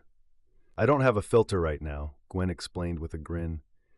"It seems that I accidentally threw it away along with my wall, behind which I hid the past. I'm so happy that there are no more secrets, that I just tell everything. Maybe in a couple of years I'll feel bad about it." "Maybe not. Yes, he's a little bigger," she laughed and added in a whisper, "I see the way you look at him.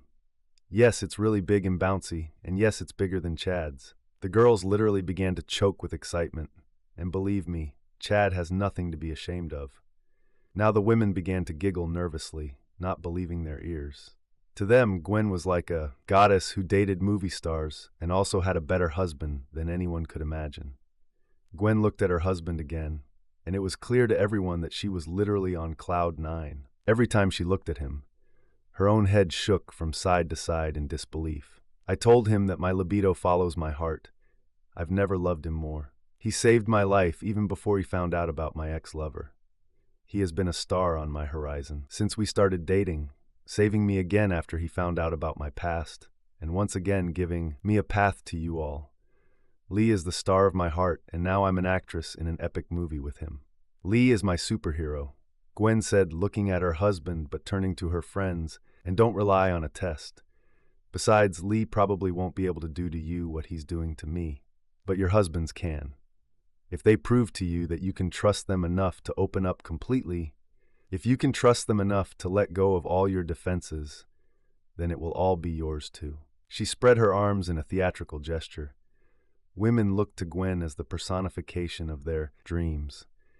They all wanted what she had, that connection and intimacy, even more than the fleeting pleasure of being with a movie star. Soon everyone was gathered around several tables pushed together. Gwen looked at Susan happily and said, "Susan, I think you have some news to tell the group." One of the friends, all impatient, encouraged Susan. Yes, tell us, Susan, what can I tell you? It's nothing, especially compared to Gwen's past, Susan replied, clearly nervous. She looked at Lee to see if she had upset him, but instead he winked at her, and this cheered her up a little. Susan happily announced, I once went on a date with Tom Cruise. Susan's husband looked shocked and turned slightly pale. The remaining husbands and wives were wary, realizing that such topics could cause disagreement. An excited murmur went through the crowd. Alarmed by her husband's reaction, Susan explained, Honey, it was nothing. Honestly, Susan was puzzled by how he reacted so strongly even without knowing all the details. Did you actually date him? Asked her husband with concern in his voice. Shocked by a growing sense of panic, Susan replied, Yes, dear, but there was nothing. It was before I even met you that I was on vacation in a place where he happened to be filming a movie. People gathered to watch the filming, and then a few of us were invited to dinner as publicity. He just had dinner with me, and then his press agents took him away for a photo shoot. I was alone in the end. They called a taxi for me. Basically, I just ate dinner at the same table as him. Susan concluded, expecting the others to laugh with her, but instead she was met with silence again. The men looked at her husband with sympathy and shock. I can't believe it. Her husband said bitterly, clearly upset and depressed. The other husbands also shook their heads sympathetically. But dear Susan exclaimed, panicking, It's okay, Susan, you yourself agreed to dinner with him, didn't you? Well, yes, but it doesn't mean anything. I don't remember about. He means nothing to me. Since I met you, he has been completely forgotten. You enjoyed being at dinner with him, didn't you? Her husband did not let up. Yes, but he has no power over my heart or my thoughts, and I never even considered the possibility of changing religion. Susan spoke almost in despair, not understanding why her husband was reacting so violently. It doesn't matter. I refuse to stay married to a woman I can no longer respect. Clint Eastwood or Bruce Willis, I could handle it, but what you did, never. He turned around and walked out into the street, leaving Susan in shock, and then with a loud scream she ran after him. The women turned white with horror. What should we do? One of them asked in despair. We'll have a laugh with Susan next week, Lee replied with a grin. What? One of the girls asked everyone. Lee explained, smiling along with their husbands. It's a joke. A nice little revenge for Susan's meddling in other people's business. All this was planned by her husband. The women began to calm down and the men laughed openly. One of the women asked Gwen how she was feeling. She was completely unfazed. I think Susan won't complain in the end. There was a sly smile on her face. I'm not sure how you can say that. Her husband must tell her the truth. Another woman said with difficulty. Gwen took the floor, her voice filled with confidence. I'm sure he'll tell her the truth as soon as he's done acting like a traffic cone. Tall, proud, the energy at the table suddenly shifted from anxiety to laughter, and the couples exchanged meaningful glances. For traffic cones, someone exclaimed, and everyone laughed, raising their glasses in a toast to this funny prank. Click to the next one, click to the next one, click to the next one, click to the next one, click to the